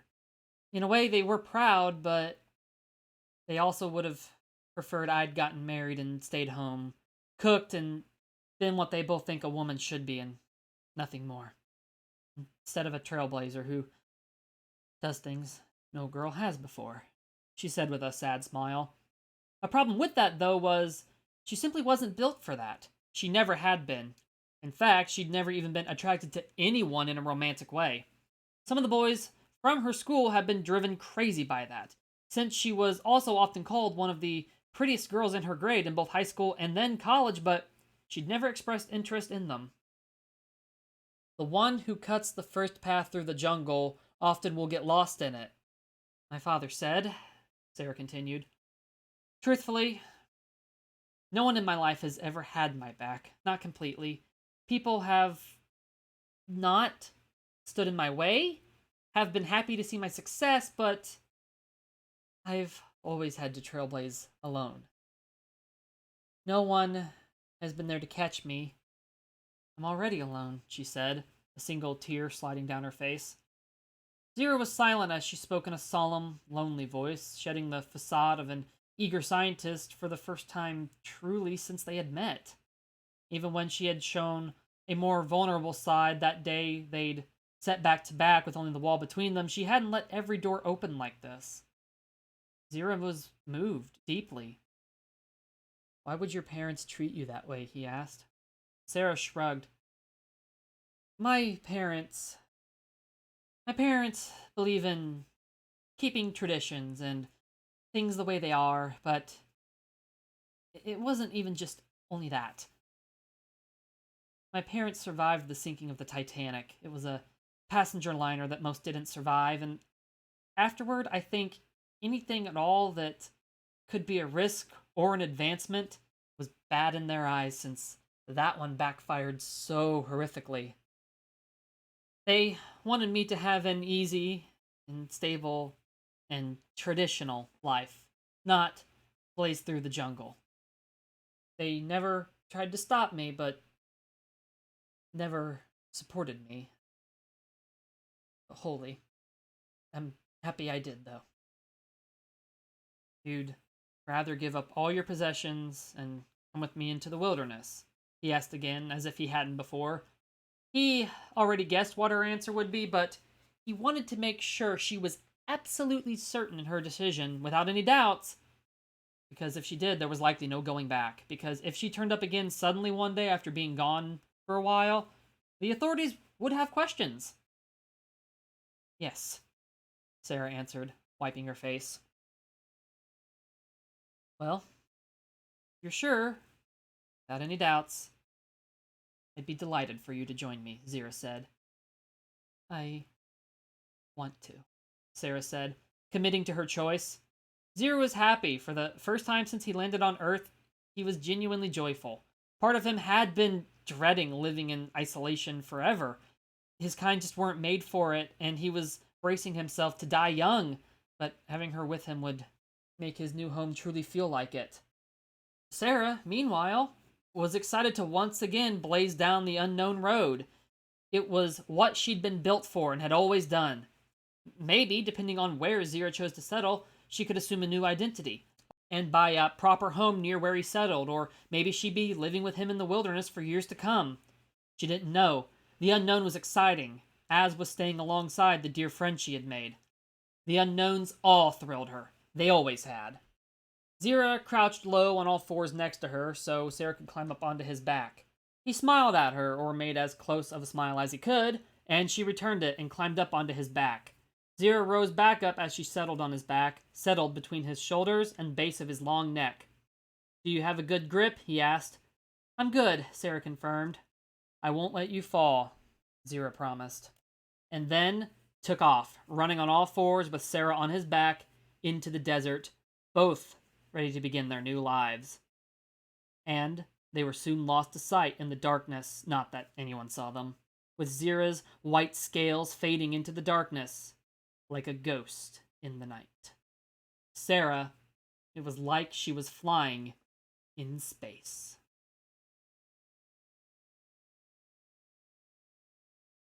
July 2024. Emily Phillips, great-granddaughter of Sarah Richards, almost the age her great-grandmother had been when she moved to the Pacific Northwest coast of Oregon back in 1947, climbed out of her bed and immediately jumped back up onto it when she landed on something resting on the floor next to her bed. Hey, Zira complained as she landed on his snout, rising his head up to gaze at her with annoyance. Emily laughed and tucked her legs back from the edge of the bed. Sorry, she said, unable to hold in her laughter. I didn't know you were there. Please don't eat me, Mr. Not-Quite-Monster under the bed. Zira only pretended to glare at her for a few moments before slowly smiling back at her, shaking his head fondly. He was still on Earth, and for 3 generations now he had lived with, and guarded, and been a member of, the family that came from Sarah Richard after they'd come to the area back in 1947. And Zira wasn't going anywhere. He would stay with them, with each generation, part of the family, for as long as his multi-century life would last. He'd been part of a family secret now for almost a century already. There were some nice inside jokes about him that they had. He might have lost his planet, but he was home. He wouldn't have things any other way. Laughing at his reaction to her, knowing that he was unable to stay mad at her, Sarah's great-granddaughter clambered out of the other side of the bed from where Zira was laying and hurried out of the room. Watching her fondly, Zira slowly rose up and followed her, playfully thinking breakfast in bed would have been a fair trade-off for her stepping on his face. Outside the home, the dense forests that made up the area they lived beckoned. He was not only home where he was meant to be, but, in his opinion, he'd chosen the best spot on the entire planet to make his home. A little crash landing was more than worth it for what he'd been given in the near century since. Of course, Sarah had made it possible, and out of the love he'd grown to have for her, he'd chosen to never leave the family's side, which was good because Emily Phillips was the definition of an overzealous trouble causer that needed wrangling. Sarah would never be replaced, but he absolutely adored Emily. She was a bubbly youth with a huge personality, always trying to play a prank on someone, and he was happy to serve as the one to wrangle her when her antics became a bit much. And Zira, who had become a bit of a legendary local cryptid that was sometimes seen deep in the mountainous forests of the area, was more than happy to take up the task. He'd even given her an honorary spiral tattoo on the hand, just like one of his, when she turned 18. Her mother had refused to let it happen sooner, much to her daughter's chagrin. He wouldn't have done that with just anyone, however, due to the significance they held, but he'd been happy to make an exception for her and bestowed her with an honorary tattoo like one of his own. His newfound family meant the world to him, and for an alien, such a statement had monumental weight that the terrestrial people of Earth wouldn't understand. Zira did, though, and he took a moment to appreciate what it meant and the warmth it filled him with before following Emily into the kitchen. He could already hear Emily's eager voice calling something, no doubt playful jest number one of the day. Directed at him for sure, since she had now moved into her own home and thus had no other targets. He may have still been an alien, and he may have acted more like an earthling than he did upon his first arrival, but maybe today, just for once, she wouldn't tease him to the point his more alien side didn't briefly entertain the pros and cons of assimilating her. It's not like there were any sandworms he could feed her to here, after all. Of course, Zira knew, even if there were any sandworms on this planet, she'd annoy one so much it'd spit her back out. In 1947, an object crashed on W. Mac Brazel's ranch. The official story published in newspapers was that it was a weather balloon which crashed on Mr. Brazel's property, and it was subsequently cleaned up by the military off the civilian's property. Pieces were brought forward by the Air Force personnel and identified as weather balloon fragments. On July 8th, following the incident in the preceding account, Roswell Army Air Field Public Information Officer Walter Hott stated in a press release that the object recovered by the military was a flying disc. A flight engineer on the Roswell Army Airfield named Robert Porter also claimed that he was told the object was a flying saucer. In 1978, Air Force officer Jesse Marcel revealed that the weather balloon story was a cover-up and that the object was in fact an extraterrestrial disc-shaped ship. Pictures were taken of an Air Force official with some of the supposed pieces of wreckage as proof of this. What happened to the alien is unknown. Officially, no flying saucer ever crashed in Roswell. All traces of it were covered up and records destroyed or classified as top secret. Anyone involved in the incident were all sworn to secrecy under the penalty of treason or vanished. What survives of the original ship is still being studied in secret to this day. Those who were killed had their existence wiped from history. Officially, those people never existed. Notable scientists, Danny Daniels and Jamie Oram, known for their work on the Manhattan Project in World War II, faded into obscurity afterward and vanished from history. What happened to Sarah Richards after July 1947 is unknown, as records of her cease after this point in time. Some conspiracy theorists have put forth the theory that she knew more about the crash than most others and assumed a new identity to protect herself from being followed or silenced.